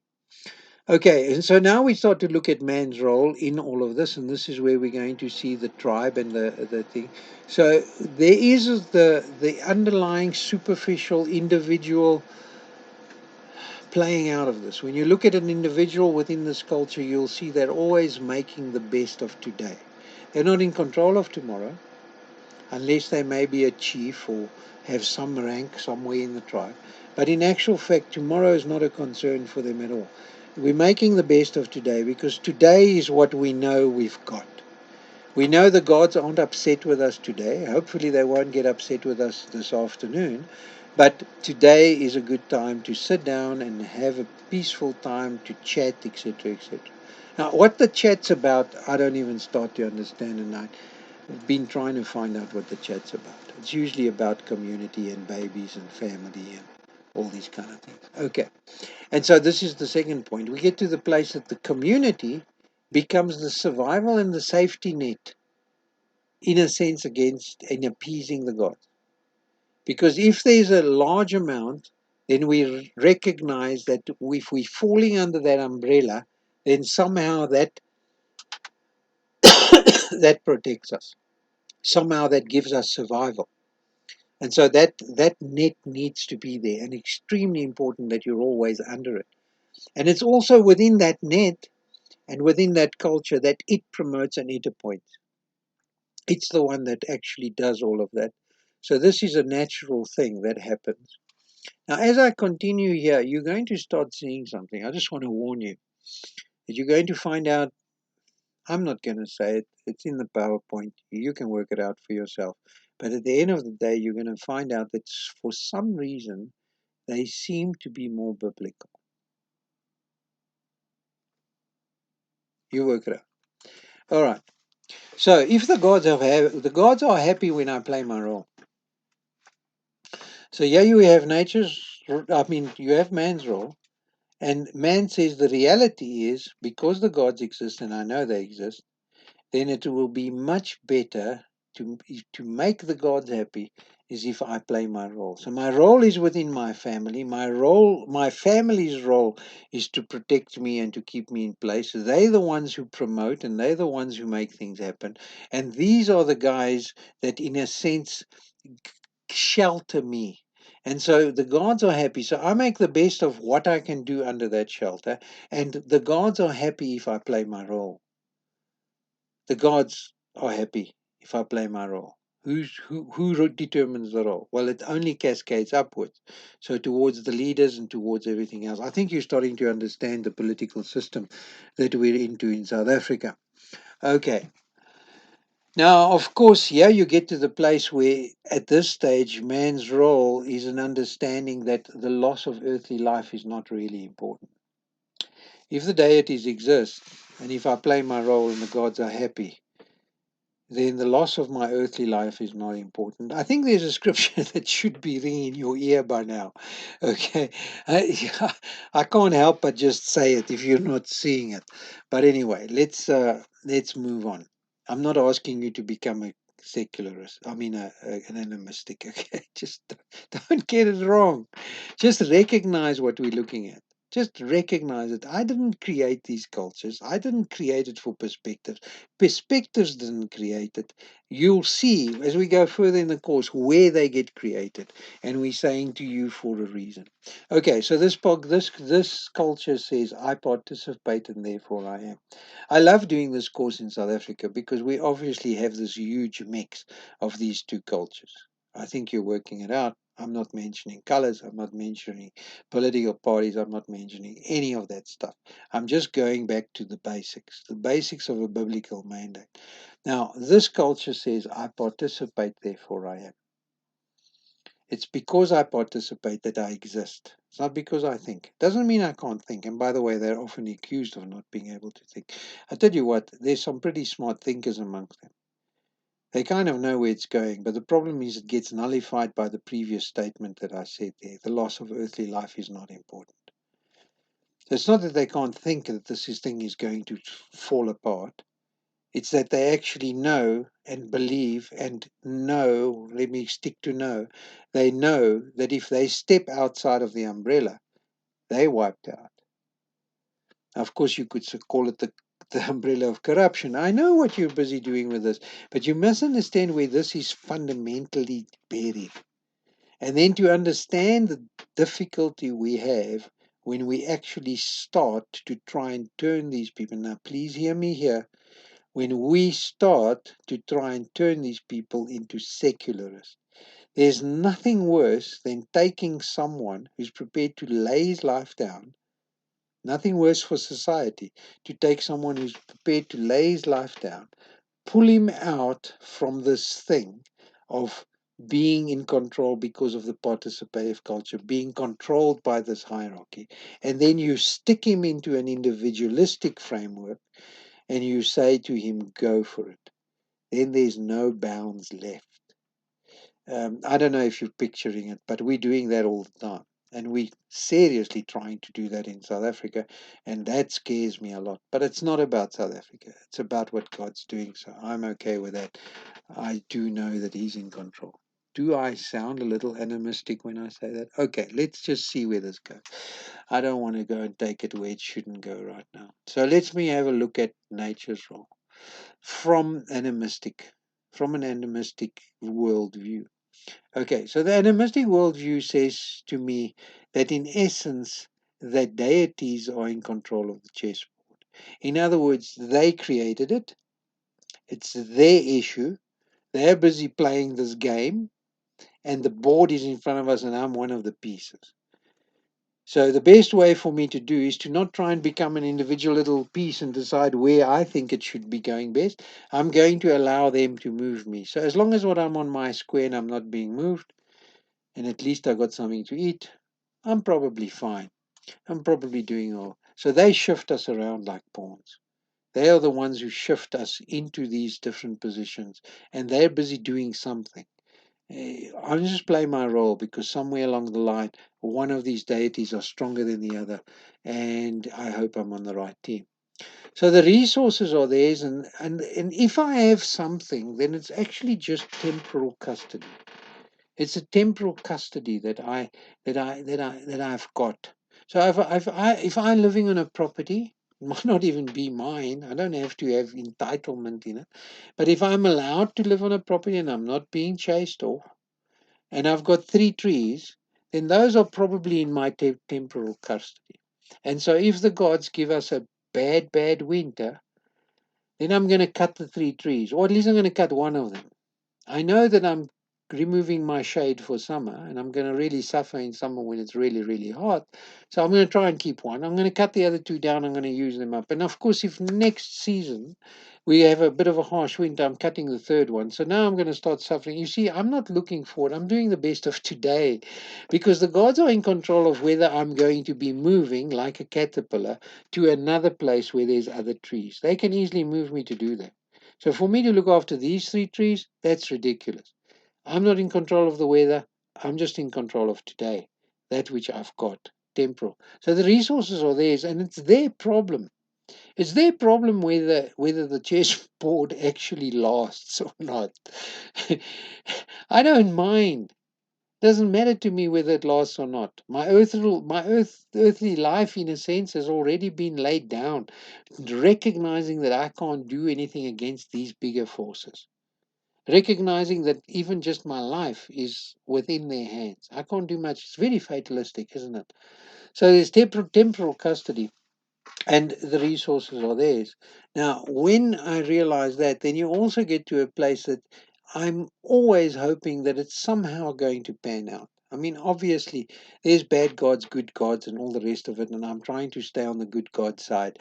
But at the end of the day, it's their responsibility. And if something is busy going wrong, it's not my problem. It's not my problem. I didn't create it. I didn't put these things into place. I didn't decide these things. I'm not the sustainer and overseer of everything. I'm not even close to that. I'm not even trying to be that smart. I'm just trying to be smart with my day. I'm using my day to the best of my means within the circumstances that I live. And the circumstances are these realities. This is what's in front of me. This is I'm working. So there's actually an easy fix. If they've got a problem they created, let them fix it. Okay. Um, I know you must understand. In missions, we there's some people that still doing it. They're planting vegetable gardens. They're going to teach people how to plant vegetable gardens, because they're saying to them, next winter, next summer, you're not going to have enough. And I'm not saying that they shouldn't do that, but they should do it by changing the worldview first. Because I can guarantee you one thing: I'll write it anywhere you want it, I'll give it to you in guarantee, and I'll even be prepared to put money behind it. If you don't change the worldview, within 1 or 2 seasons, there's no more vegetable garden. It's not a reality for them. Not a reality to worry about next season. It's only a reality to worry about this season, because I don't know. Next season, there might not even be rain, and you're counting on this. Next season, the pump might not work. I don't know how to fix the pump. I don't know if they're going to send me somebody to fix the pump. So there you go. It's already starting to fall apart. I think you're starting to understand why we have such a problem. Okay, and in essence, they provide and I use. I know it's extremely bad from your secularist viewpoint, but you see, I do believe they created everything and that they're in control and that they're an infinite source. And so they can provide, I can use. Okay, maybe you're seeing something. I don't know. But let's have a look at the role of time. This is a very interesting one and can become very quickly complex. We're looking here at different religions, if you want to call it, that has been formed out of all these deities that exist. So you look in India, you've got a god around every corner, 300 million plus gods. Every second tree is a god. Every second this is a god. You'll see these ribbons around them. You'll see these little shrines. There's gods absolutely everywhere. It's an extreme country to go into, to the point where eventually you just can't take it anymore. Okay, just from that perspective alone. I've spent quite a bit of time in India, and I can tell you, it works at you. Okay, so you've got all these gods, and then you look at, like, for instance, I'm talking about Thailand. You look at all the different world religions, but I'm going to try and put these, because you see, world religion immediately need to be talked about when you talk about time, especially when you talk about the animistic. Why is that? Because they know eternity exists. They might not agree with you in the sense of bad and good eternity, but one thing's for sure, they know it exists because they know the deities exist. And they know that they're outside this world. So they know that life is ongoing at the least. Let's have a look at what that means. So I hope you're finding this interesting, and I hope I'm not waffling too much. I'm already at 1 hour 34, and I've got no idea I would ever shorten this. But anyway, go for it. If you don't enjoy what I'm saying, it's fine. But I want to tell you that this is a roadmap. I'm trying to paint the outer edges of this roadmap for you, and in this, you're going to find a very serious roadmap for yourself. Okay. So how do they see eternity? Okay, so first of all, you have the one. There's different forms of this. I'm gonna. They all equate to, we believe that there's an eternity. We believe that there's God, and we know that there's a supernatural realm. Those are facts within every single animistic culture. Now, how does that play out in the sense of time? Okay, so we have the more African animistic type thinker, or person that relates, his reality is aligned with that. So he knows that the gods are higher than him and he's never going to become a god as such, but he knows that these gods have a place for him in eternity. And how is he going to relate? How does he get through that barrier that he was scrumpsing away from earlier on? How does he get through that? Now, there's no way for him to get through that, because I mean, the only way is to participate, and then it kind of cascades into, well, hopefully it will work out well. But there is one way that they've kind of devised, and this is the one that we call ancestral worship. We're so quick to go into these cultures and just say to them, stop worshiping your ancestors. This is a major issue, because in actual fact, from a spiritual point of view, you're knocking at a reality which is so deep. This reality is based in this, and in actual fact, because they're not these thinkers, you would ask them, "Is this how it is for you?" And they'll say, "Well, I don't know. I just do it." And by the way, there's a lot of things that we do in our culture that we don't know, but we just do it. Anyway, so but this one is very deep. But basically, I think as a thinker, you'll be able to understand what I'm trying to say. So, as ancestral worship works like that. And remember, ancestral worship means those that have died before me. Okay, now in their theory, in their understanding of reality, these ancestors are now living in eternity. Okay, they're hoping that they're living in good eternity because they've lived a good life, they've played their role. And so if we pray, we've got connection with them. Remember, they were part of our family. These are connected people to us. These are connections we know in heaven. How's that? That's a good one. I've never used that one before. This is our connections in heaven. So these guys know us, they care for us, they know that we're their descendants. And so if we pray to them and venerate them in the sense of hold them up and worship them, then they're going to put in a good word with the deities because they're already there. They've obviously got something going on. Hopefully, there's good communication going on. And so they'll be able to put in a good word. So, in other words, they are forward thinkers. Just from your perspective, a very warped way. The only way they can do is reach backwards so that they can reach forwards into their eternity. There's a bit of a detour through your ancestor. And when you tell a guy to cut that off and you haven't replaced it with something better, something that actually works better, then you're probably causing him a big, because you're leaving him to, probably I would put it at that place where Jesus says, don't chase a demon away because seven will come back. But anyway, maybe there's some understanding in there. And so they serve the rituals that are regarded as the ancestral worship ritual. So they have no problem. And of course, you must understand that when we go into the witch doctors, these guys have certain connections, obviously from a biblical perspective, with the wrong kind. And then there's all these things that has happened, these weird and wonderful things that seem to happen in the supernatural realm. Okay, now we have a different subgrouping within the animistic thinker. And this is the one that I was talking about, for instance, in India. These are the people that believe in reincarnation. In other words, you have an eternal life. There's no connection between your memory between dying and then coming back, but you are coming back. In actual fact, often we've got this, which to me is a bit of a shocking thing because I find that some Christians use it, but then they'll make a joke and say that in my next life I'm coming back as this. Well, you're actually reinforcing reincarnation when you say something like that, because the person you're talking to might not realize you're not that serious and it's actually a joke. But anyway, uh, jokes often carry a jest often carries truth, and some people are aware of that. But anyway, so here we go. So we're looking at reincarnation, and then within most of the reincarnation type things. So okay, by the way, you live a good life because there is the deities. They're there. Remember, that's the first block still in place. There is the deities, but they're there, but they're deciding the lifestyle you have and how you're coming back. So you can either come back going down or you can come back going up. You can imagine and I've seen this in India. It's incredible to watch. So you got the poorest of the poor. Now remember, I'm generalizing, broad brush, but it's definitely a huge generalization. You got the poorest of the poor, where this guy has really got nothing. He's maybe got one shirt that he wears absolutely every day.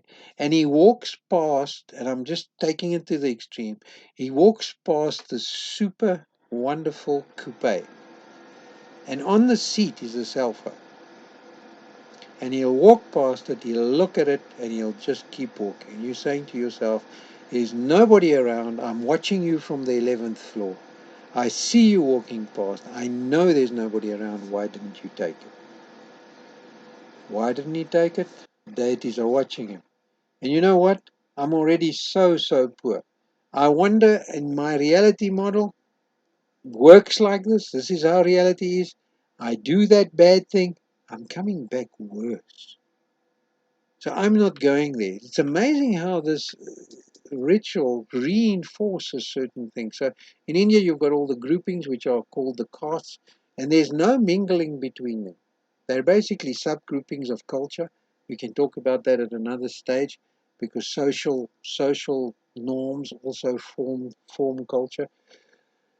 Anyway, but there is, in most of these, and especially in India where I've seen it myself, there is a way that you can possibly escape this cycle. And so there's something that you find out, don't know how you find it out, but there's something that you need to do as a disciple of this outside force that has told you to do this. And when you do it with great fervor and with great dedication, you are going to, when you die, you're not coming back in the recycling fashion. You're actually going to join the JT. So there is a possible escape, but that possible escape has usually got a huge suffering to it. And you can ask Hannes. I remember that we talked about it actually last week, where we watched the thing of the Kumbh, which is a huge festival. I'll try and find the video for you, and maybe we can distribute it amongst each other so that you can have a watch this. It's quite an old video. It was a video done by the BBC. It's the only copy I have. I'm sure one can find more modern versions of it, but the one I've got really kind of brings out the whole spiritual thing. I'm not saying others wouldn't. So you've got the Kumbh Mela festival, but at that festival, there's the story of this one guy who's actually got a disciple. Now, this guy doesn't speak, and I think that's something that Hannes, he has decided that he's going to remain silent for the rest of his life. And he has already, as the video pictures are being taken, he's already been holding his arm up for 12 years. So his whole day is spent with one arm up, and that arm is not used for anything except just holding his arm up. So the arm has already gone very thin from atrophy. I guess it's only the muscles that actually support his arm up. His nails have grown. It looks nearly like hair, and he's been keeping that hand up already for 12 years. And his disciple understands him, or probably eye gestures and I don't know how long his disciple, and his disciple explains to you what he's busy going through. And this is the extreme. Another one that I went and took footage, because at one stage we were doing uh, videos for World Outreach in India, and there's also one that we were taking photos of a similar guy, and this guy has got two or three people around him that are following him all the time. I think there's something that if you can somehow serve these people, then you get a special ranking. Maybe you come back reincarnated. I don't know all the systems, but this particular guy that we've got the footage of, he was taking 3 steps everywhere he goes, up the stairs, down the stairs, to the bathroom, to anything. Every 3 steps he takes, he stops, he then goes on his knees, he goes prostrate onto his hands with his forehead to the ground. He gets back up, takes 3 steps, and he does it again. That guy had already been doing that for 5 years. Imagine living a life like that, only because you're trying to attain the possible escape. These are realities. That video we went and took. I don't know. I've still actually right here in this room where I am. I've still got all the hard drives of the footage that we took on that trip. We were on a 3-week trip to make a documentary for missions. So, okay, then the important thing is to recognize is that we are and we become naturally. It's a thing that you move to naturally, and in actual fact, it has already been predestined. And this is where we have to be so careful with what is normally called the New Age movement, because this is another vein of this. It's a third vein. Is we are already God, and then we're going to become into our reality. And there's even arms of Christianity that are tinkering with this thing, because they start to talk about being the sons of God and basically being created in God's image, and therefore we are already God. And I think they're kind of overstepping it a bit. But you'll see that this is going to take you into the new age, and you'll see the secular is being more and more, they playing and they're tinkering with us, because there's something in their hearts or probably in their makeup that says there is some deities out there, and we don't know how to do it, but let's work it from our thinking base, and so we'll be able to intertwine with this. And so a lot of your new age thinking is coming from that. um, and the thing is, the whole thing about time here in all of these cultures is that my time is made to interact and to relate, all about relation. You'll see most of these cultures will spend hours having tea together. They'll just be talking. There's very little doing that happens. And India gives you, wow, gives you the understanding of nobody's actually quite concerned about nature's role. I mean, you can't even imagine the chaos that is going even in the city like New Delhi, where you've got millions and millions of people living, and you would imagine that the whole thing's going to fall apart, and it is falling apart from our perspective. But yeah, there's a reason why they call it incredible India. And by the way, the word incredible comes from a French word, probably has deeper roots than that, but it's very real in my life, because when you say something is unbelievable in French, then you say it's incroyable, which is actually that word incredible. And at one stage, they used to fly this banner that says "Incredible India." I think, yeah, you got it right. It's not incredible because you think it's fantastic, but it's absolutely unbelievable.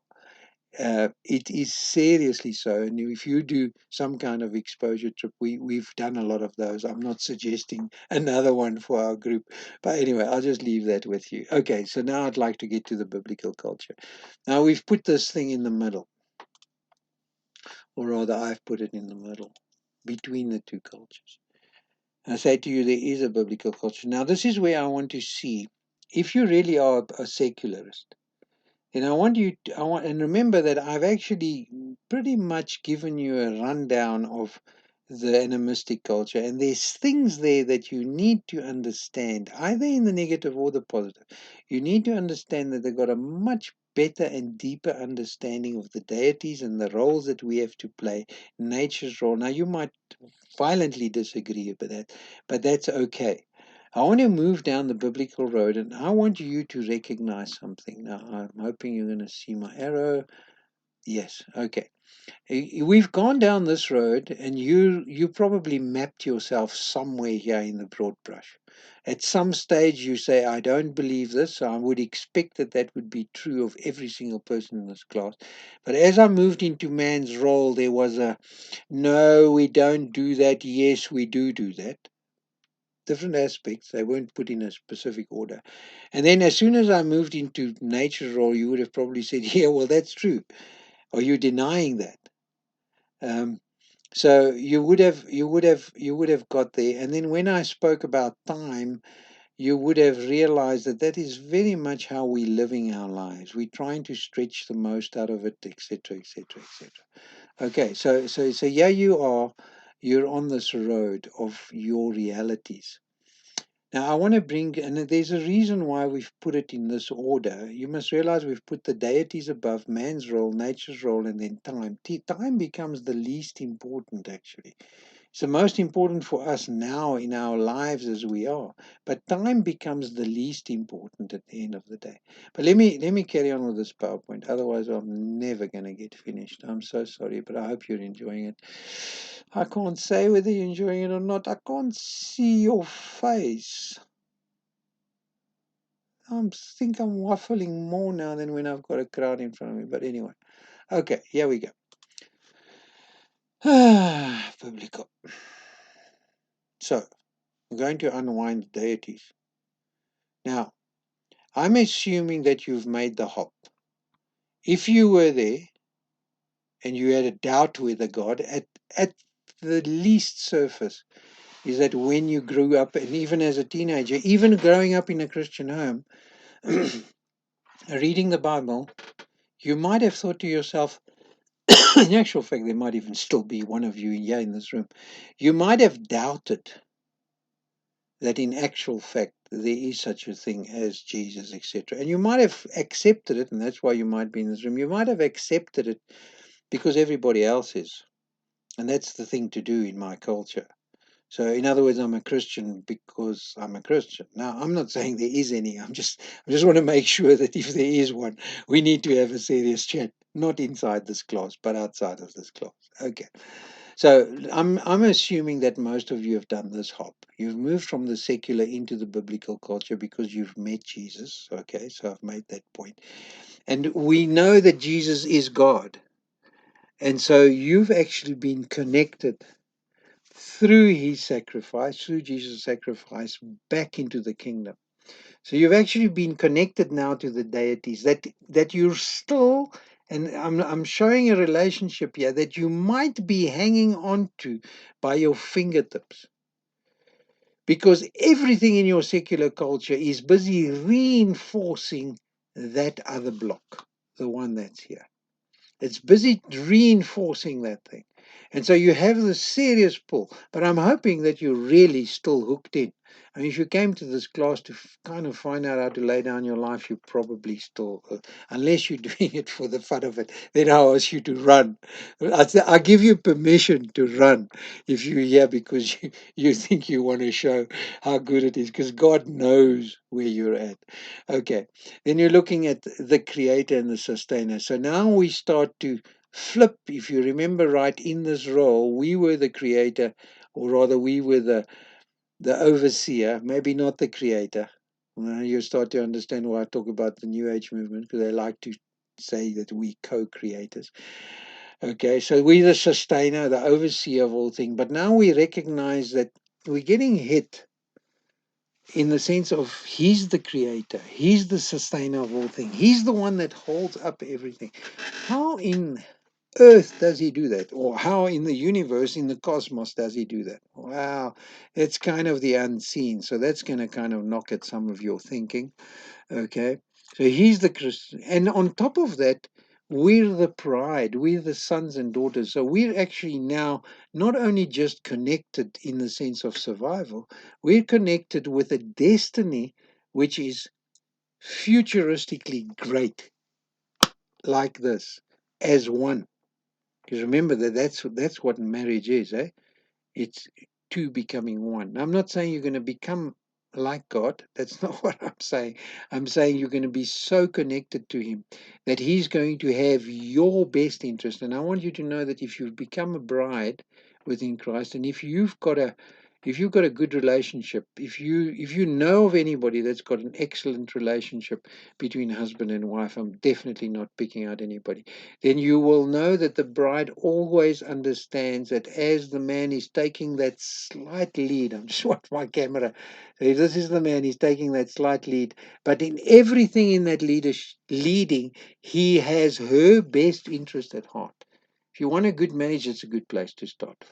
First, start it in God, obviously. But if you're looking at that relationship thing in the marriage, then recognize that that's the relationship. And of course, Christ shows that in the sense of his love for his bride, and I think we see that. So we have this connection that we become part of the bride. Now you might not feel it as such because you're now still the citizen stuck outside of your own nation, sitting on planet Earth, but part of this peculiar nation, part of this. Well, the scripture says to us that we no longer citizens of this earth. And that, I guess, is why the earth is groaning, because the suns are still not showing. Okay.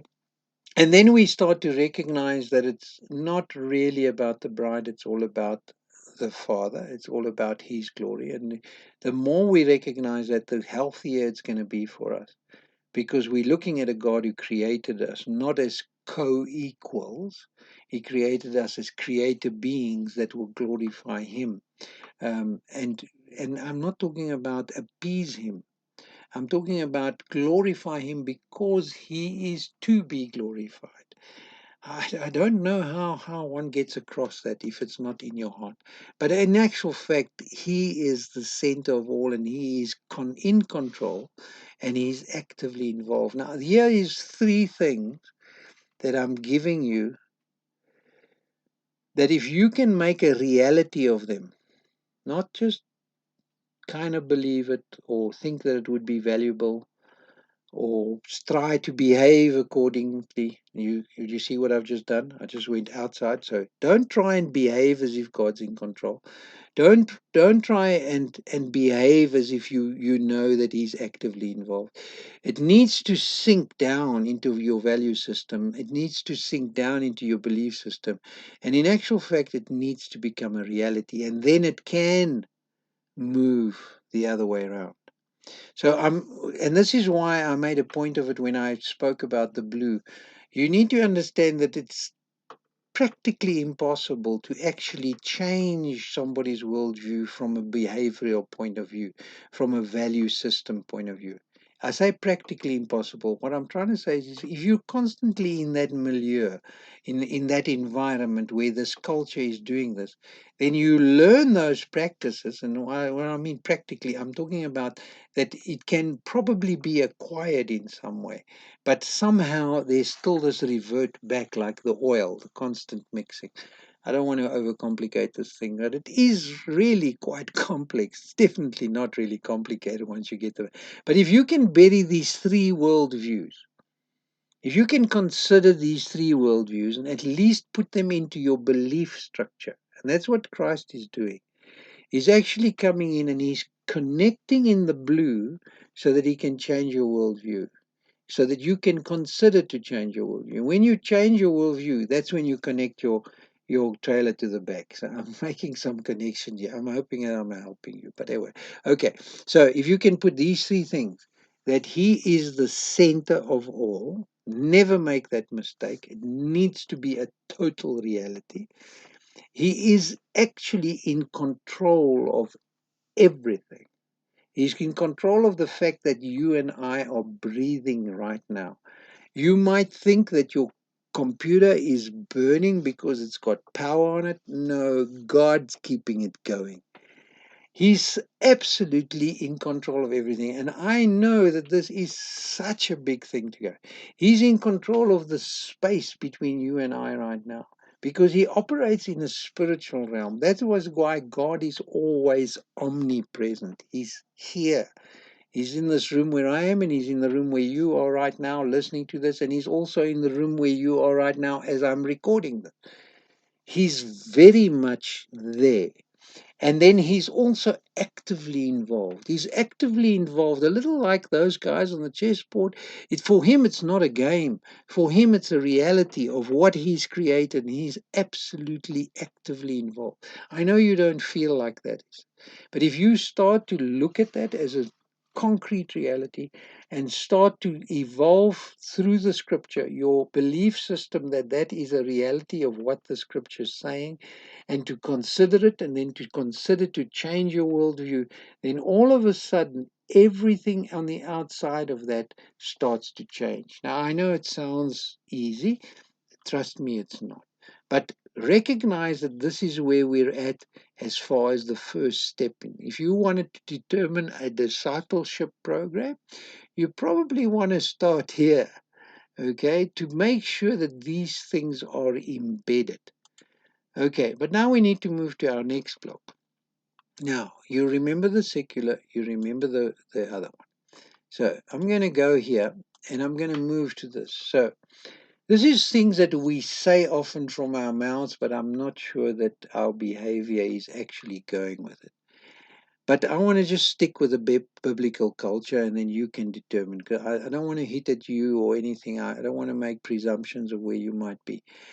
But the scripture says to us that God has a plan and a purpose for himself, and that he has a plan and purpose for your life. So, in other words, there is a role that he intends for you. It's important that he actually understood that before you were formed in your mother's womb. Do you understand how enormous that is? Just pause for a moment and recognize that he knew that before you were even thought of. That's the best English way that I can describe it.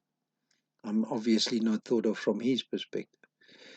Now, he's saying that he wants to renew your life. This is what the word is saying. He wants to renew your life, but he's asking you to be a living sacrifice. Remember, I'm sticking to the biblical, talking about discipleship now.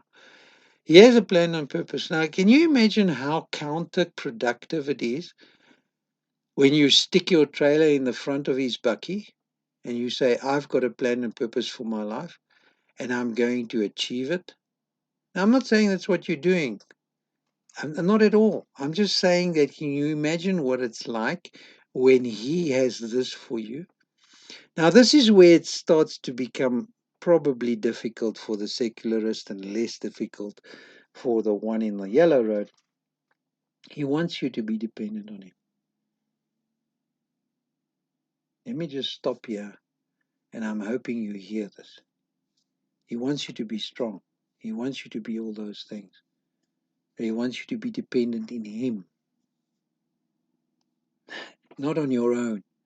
See, our individualistic culture has got it buried in us. Son, when you grow up, you need to be independent and you stand on your own legs, and that makes you a man.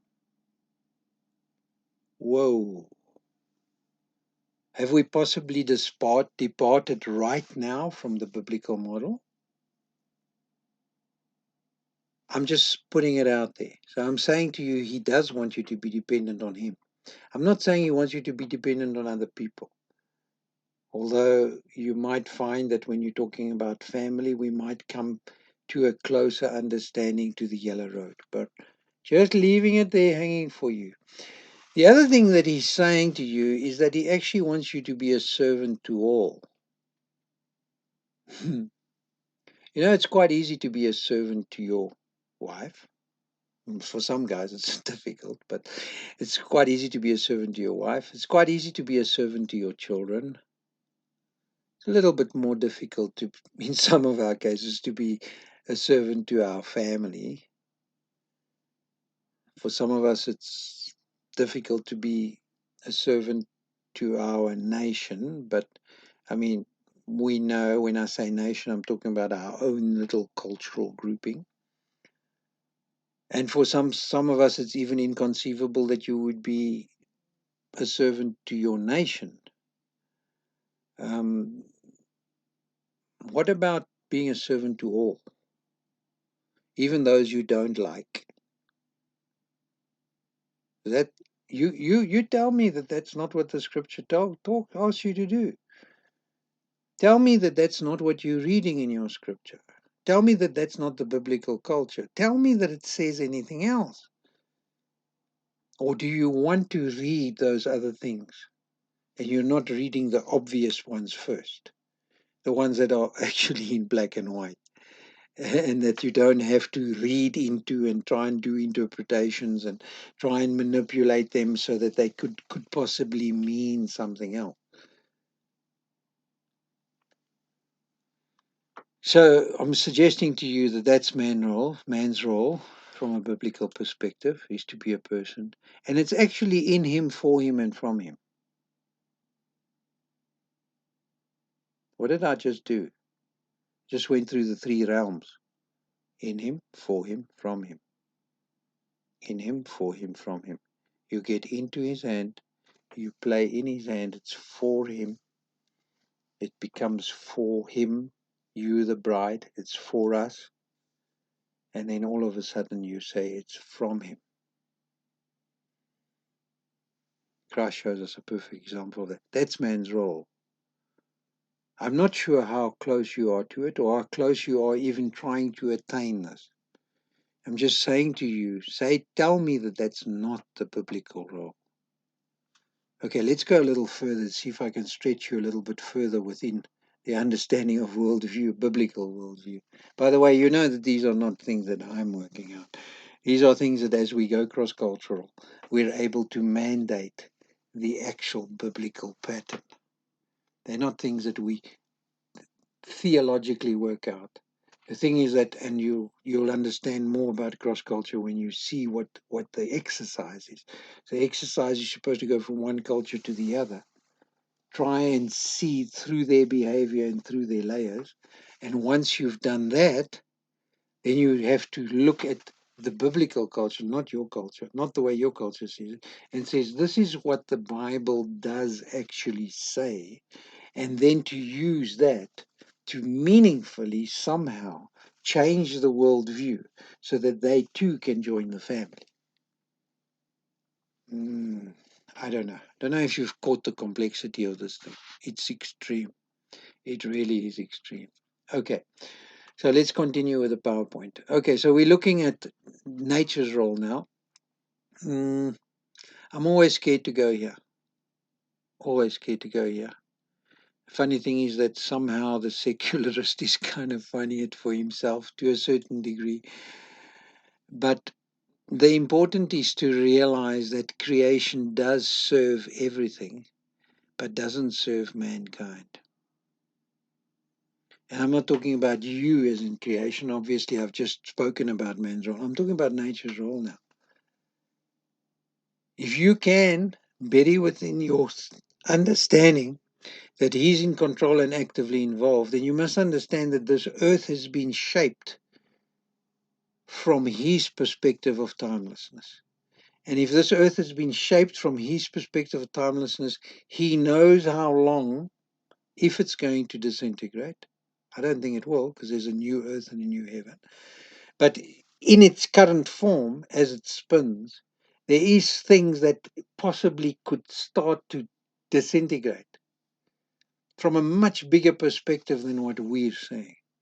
But if that is busy happening, then one thing's for sure: if he's in control and created it, he's created it in such a way that it will last long enough to actually serve his purposes. He created it to serve his purposes. And once you realize that, then you realize that this thing can't go out of control. You might be called to go and press a pause on something in all of this as it unfolds, But that will be the worst situation that you're going to find. And in actual fact, it's not depleting. This is such a difficult one to get a grasp on.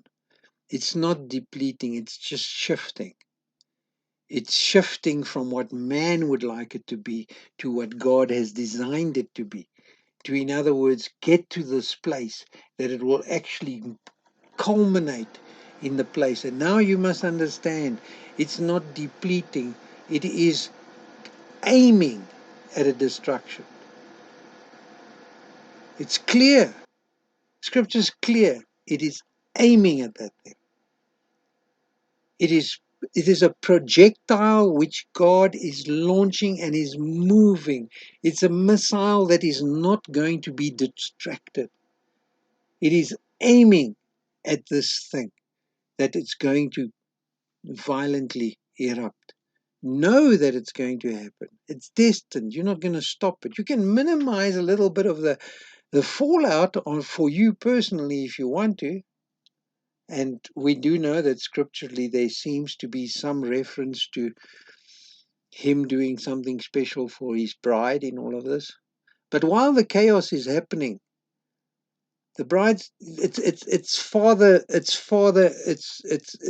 God and mankind traveling in a car, husband and wife, and being projectiled at an accident.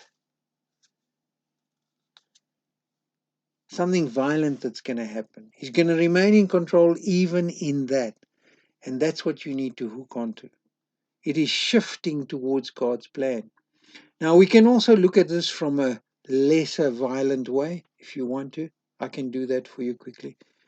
Let me show you how it shifts, because there's so many shifts that could happen. And I don't want you to lose hope, because as this projectile is moving towards that, this has been moving towards that from the point of where Jesus departs and says, this is where it's going.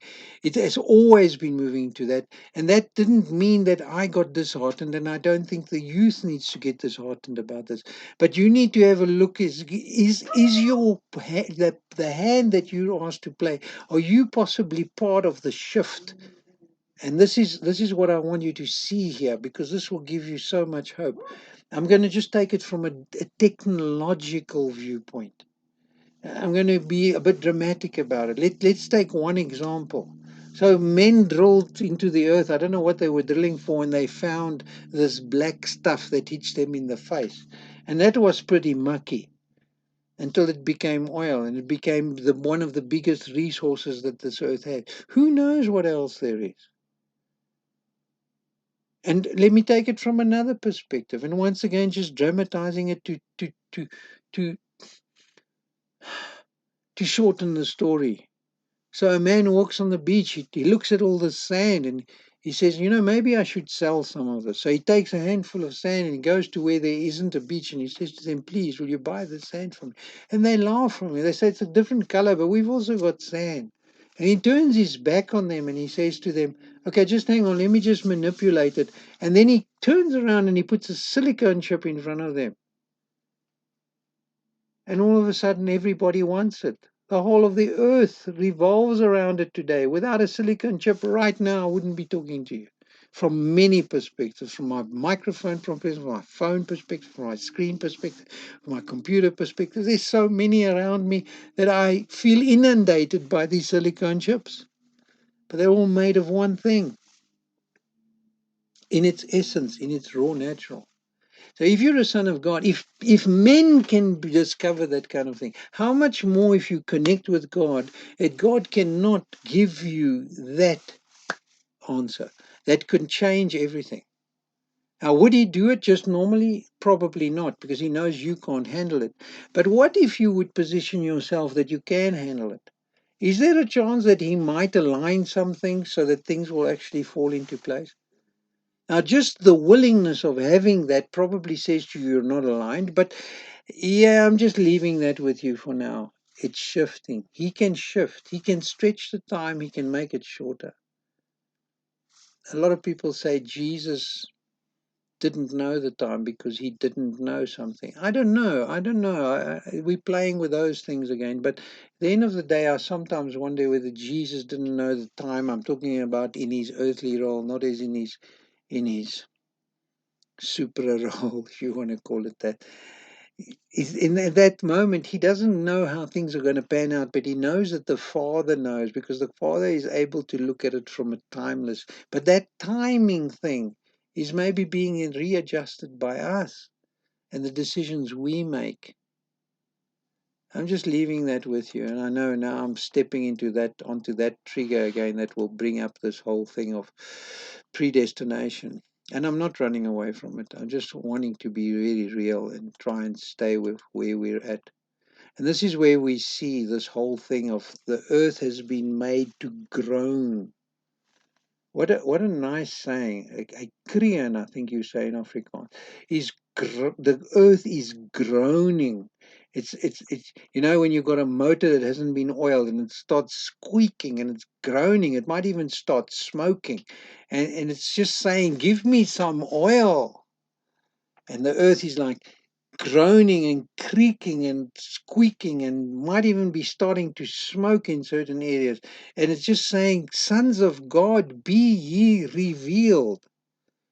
And even if it's not so that Christ can return, if it's just that we would take on the shift of a biblical understanding of nature's role, that it is there to serve and it is groaning, it is squealing, it can't fix itself, but it's waiting for the sons of God to be revealed. What an amazing scripture. But it is the fact that we will eventually be looking at major chaos prior to restoration. That's a fact. That's a biblical fact. You can't run away from it. It is clear in the scripture that that's where it's going. But that chaos shouldn't be making you feel desperate. It should be making you feel excited, because that chaos means the end is here. We're going to be stepping into eternity. I remember my mom, bless her heart, she's passed away now, but one of the things that she always wanted and often said to me is, "I would really like Jesus' return while I'm still alive." And she had reasons why she would want to do that. But what a way to see your eternity, to say, I'm facing it with glee. I'm wishing to bring it closer. I'm wishing I could just step into it. So there's going to be chaos prior to restoration. That's a fact. It's going to happen. That's why we're going to need a new earth. And so he's the provider, past, present, and future. He always has been, he always will be, and he's got the earth right there in his hand. He never hasn't had it in his hand. You think that man has taken it away from him? Absolutely not. Is there something going wrong at the moment? Seemingly wrong? Absolutely. And we're going to talk about that in this next session if you get to watch this video before then. All right, I'm at 2 hours something. Okay, so I'm glad that in this case we're finishing it with a video. You can stop me and start me whenever. You can go have tea, come back, listen to it. If you're still interested, that's fine. This thing is so involved that I'd like to bury it properly, even if it's a long video that you need to listen to. The implications of this are huge in your life. We're still at that broad brush. We're still at that wide angle where you can have a look at this and say, is that where I'm supposed to be working? And so now we can have a look at the role of time. And the role of time has definitely got there's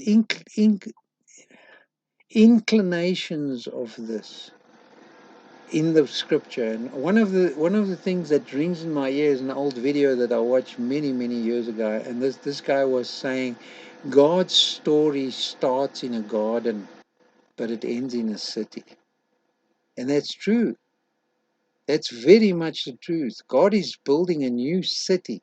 There's going to be a new city. And so recognizing that as he builds this city, I think we could say that in time, you need to step in with his timing.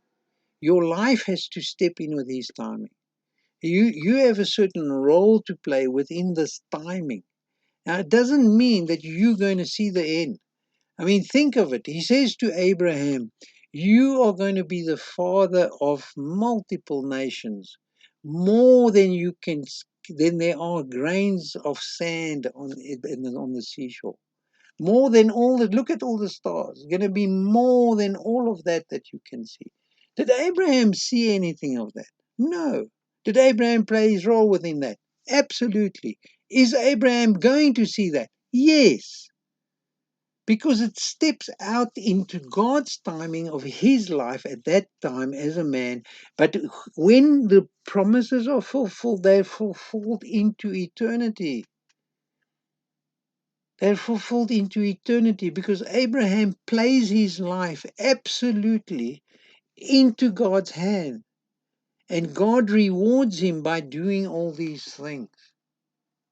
And I guess you could say those are the rewards of him playing that role. And I'm asking you to consider to step in with God's timing. Don't try to fulfill something that you started now and you're going to see it complete. The fact that you started it already says everything. If God told you to start it, then you might want to see the end, because it's always good to try and see the end of your vision. But the fact that it's not being completed in your lifetime does not mean that you're missing it. It does not mean that at all. It just means that you've stepped into God's timing. And this is what I want you to see. So, the timing of your life, even if you come in on the scenario late, some people say to me, but I've only become aware of this and I'm now 60 years old. What can I do? I say, just step in. Step in with the timing. Now, it's more difficult. Fact, I know that. You've got much more to lose when you're at 65 than when you at 20. Much more to lose. Well, those of you who have reached at least some form of success, you've got a huge amount of wealth but to step into his timing, the conditions are the same. And the beautiful thing is you've got a parable that says to you, even the person who came late on the field gets the same reward. So there's something that is the same. I want to call it, nowadays it's something that is becoming very common, a minimum, minimum wage. Well, that minimum wage is going to be the same for everybody. There's going to be extra rewards, and maybe you won't hit some of those. But that minimum wage of reward is as going to be there because you got onto the land and you started working. You might think you might not be useful at 60, but you can do a lot at 60. Just be a little creative and you'll find out. And you might be 75 listening to this. I'm going to say the same to you. In actual fact, you might have one day left in your life and you could do a tremendous amount just by flipping your perspective on where God is at and what God is doing. Because just putting your toe on that field gives you that equal pay. So I'm asking you to put your step in with his timing, but of course in with his priority and his way. And so we looked at Abraham's promise. I've already mentioned that. And you have part of that. You know that Abraham, and we're going to follow that Abrahamic covenant throughout. And you've already seen that. Those of you, no, you won't have seen that yet. But we're going to have a look at Abraham while we saw the phone call, or we heard the phone call on the video, on the audio. I turned it into a video to help you because the video's quality is so bad and it's kind of off-putting. But I will give you the video at some stage if you're interested in watching it.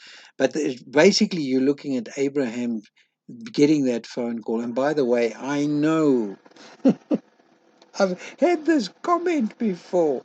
It can't be biblical because they didn't have phones in that time. Okay, I say no more. I say no more. Anyway, okay, so here we go. So here we see Abraham, he's going with that. But do you realize that you are seed and heir of Abraham's call? That's what Christ says. That's what the New Testament tells you. In actual fact, we'll cover this. I think it's in Hebrews, if I remember right. It says that God adds an oath to the covenant he gave to Abraham, so to make certain that we know he doesn't need to add an oath. that we know that we are heirs called with the same calling as Abraham.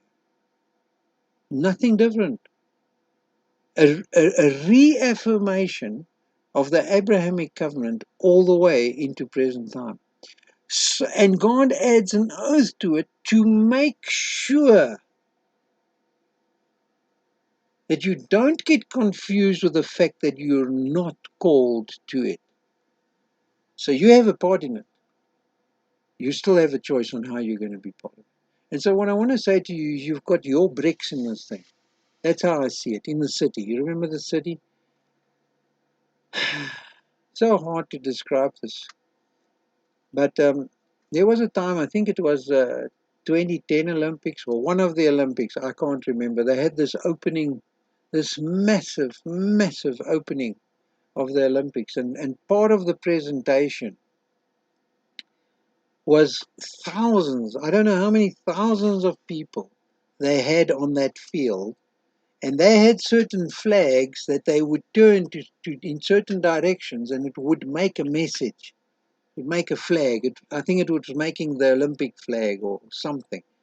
I can't remember what it was. I'll actually try and find the footage. But I think you can imagine. Yeah, you're at an Olympic stadium. You got these guys that are all there on their spot, each one assigned this spot, and each one has got different colors that he needs to put up at different times, so that when you have this big view, this overarching view of it, you actually see the message. And at this one stage, the camera zooms in a little bit, and here's a blank spot. Obviously, I don't know what happened, because they must have had redundancy in that. Obviously, somebody can get sick and you don't want your whole picture to go haywire, especially if I'm just talking now, but especially if you're trying to portray the side of a fish and the guy who's the eye is missing. That could be fairly serious. So I'm sure they would have had some redundancy. And what an amazing thing to organize. Imagine the timing, the choreography, and how long they spent practicing this. It's not something you put together. That's why it was part of the Olympic. It was, man's show of how great he is. We had the opening of the Commonwealth not too long time ago, and wow, it was great. But oh, there was some stuff there that is quite concerning. But I'll leave you with that. But anyway, so here's these flags flying, and here's this empty spot. Now the amazing thing is that I don't remember exactly what year it was. I don't even really remember the opening of what it was. I believe it was the Olympics. The thing that I remember is the empty spot. Why? Well, when you've got a shirt, you've got a blemish on it. That's what everybody sees, right? Now imagine God's city, and God has allocated you bricks that He wants you to lay your life down. And I'm just using imagery here to help you along. And here you have this hole. I'm not sure where the bricks are, whether it's a corner part or whether it's a side of a wall or whether it happens to be somewhere that you might not see it, but structurally important. But somewhere along the line, there seems to be something. Sorry, I got something in my eye and I really need to finish this now.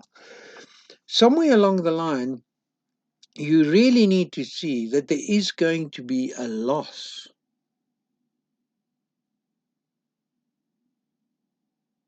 It's going to be something, in a sense, I don't know how to say this theologically, but it's there. We actually read the scripture, and I'm going to go back to the scripture in the first chapter. It's there that there will be a suffering of loss in eternity. And I don't know what Paul means by that. He obviously was quite serious about it because he says, be careful that this doesn't happen to you. And so you have bricks. You have bricks that you need to lay. They might be important and very seen bricks, like the eye of the fish in the display that I just created. Or it could be just the side, but it will be evident in some form or fashion that you didn't do it, that you didn't get to it.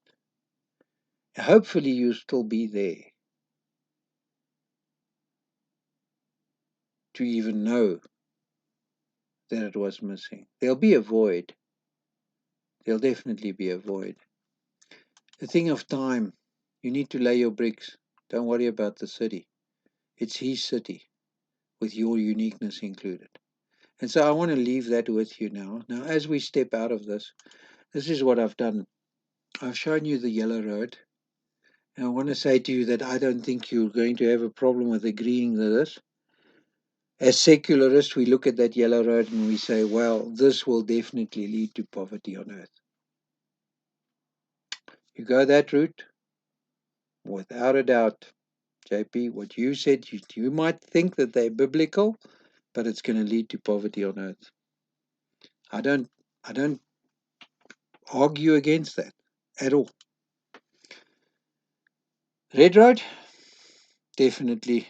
If you follow all the rules, you stay determined on it, riches on earth. Riches on earth for you, riches on earth for your nation. The same is true on the yellow road.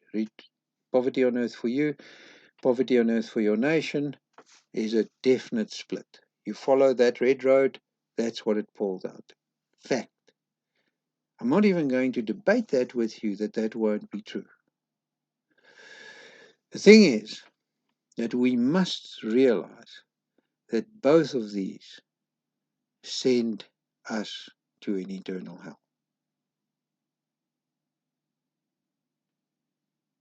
So you see, when you get to the end of the earthly life and you followed these two, that's where they go. Now, let's have a look at this blue road. I want to suggest to you that the momentum is from the outside in.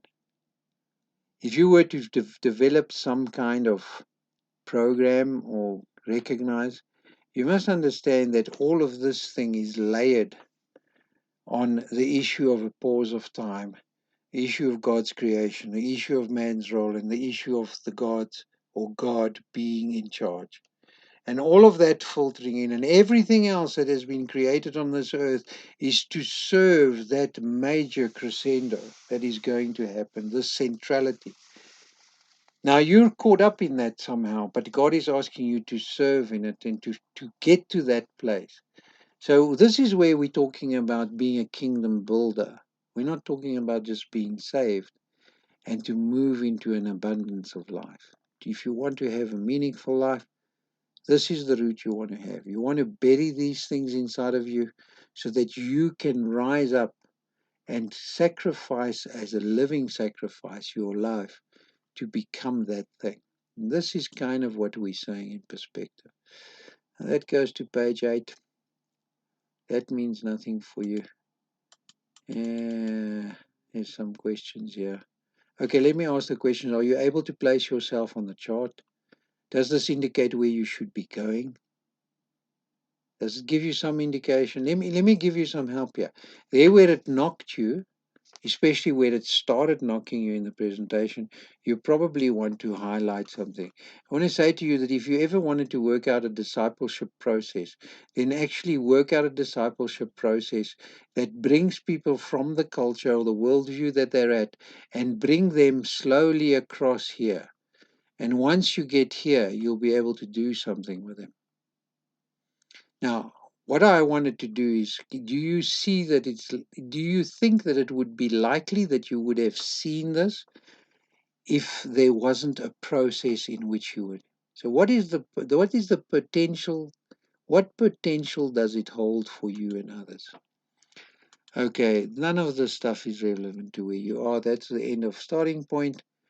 Let me go away from this. Let me go to here and let me just give you a final word.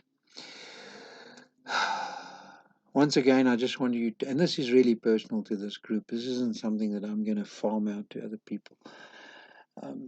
Once again, it's really an honor for me to be able to come amongst, and I want to tell you that it's seldom that one can come into a group of people and just know that. I think the best word that I can describe, and I wish I had better words, is that you're in a group of solid people. You're in a group of people that ooze out. I'm talking about the group that I encountered on Saturday. Every single one of you, to a certain degree, you're oozing out an aura of solidness, a caring, sharing group that doesn't just want to sit around and do nothing, but that also wants to do something that is meaningful.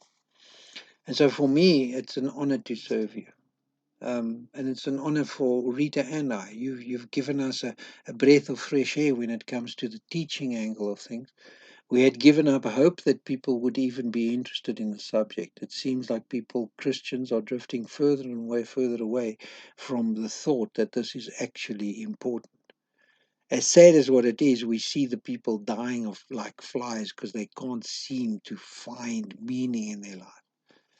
And so I'm hoping that this, and with this connected to everything else we're going to do in this week, will have meaning for you. So thank you for your time. Like I say, you're fortunate that because it's on video, you can switch me off and switch me on whenever you feel like it, and you can decide whether it's worthwhile or not. But I believe that if I give you the link of this, I've now fulfilled my commitment to take you to the end of starting point. The end of starting point in norm would be to commit you to get moving into turning point, and that I want to tell you that I'm going to much more, because turning point would take you to all the places that you're going to go now in perspective, but would have done it very, very fast. And that would have been me giving you something that I know would not hit the mark.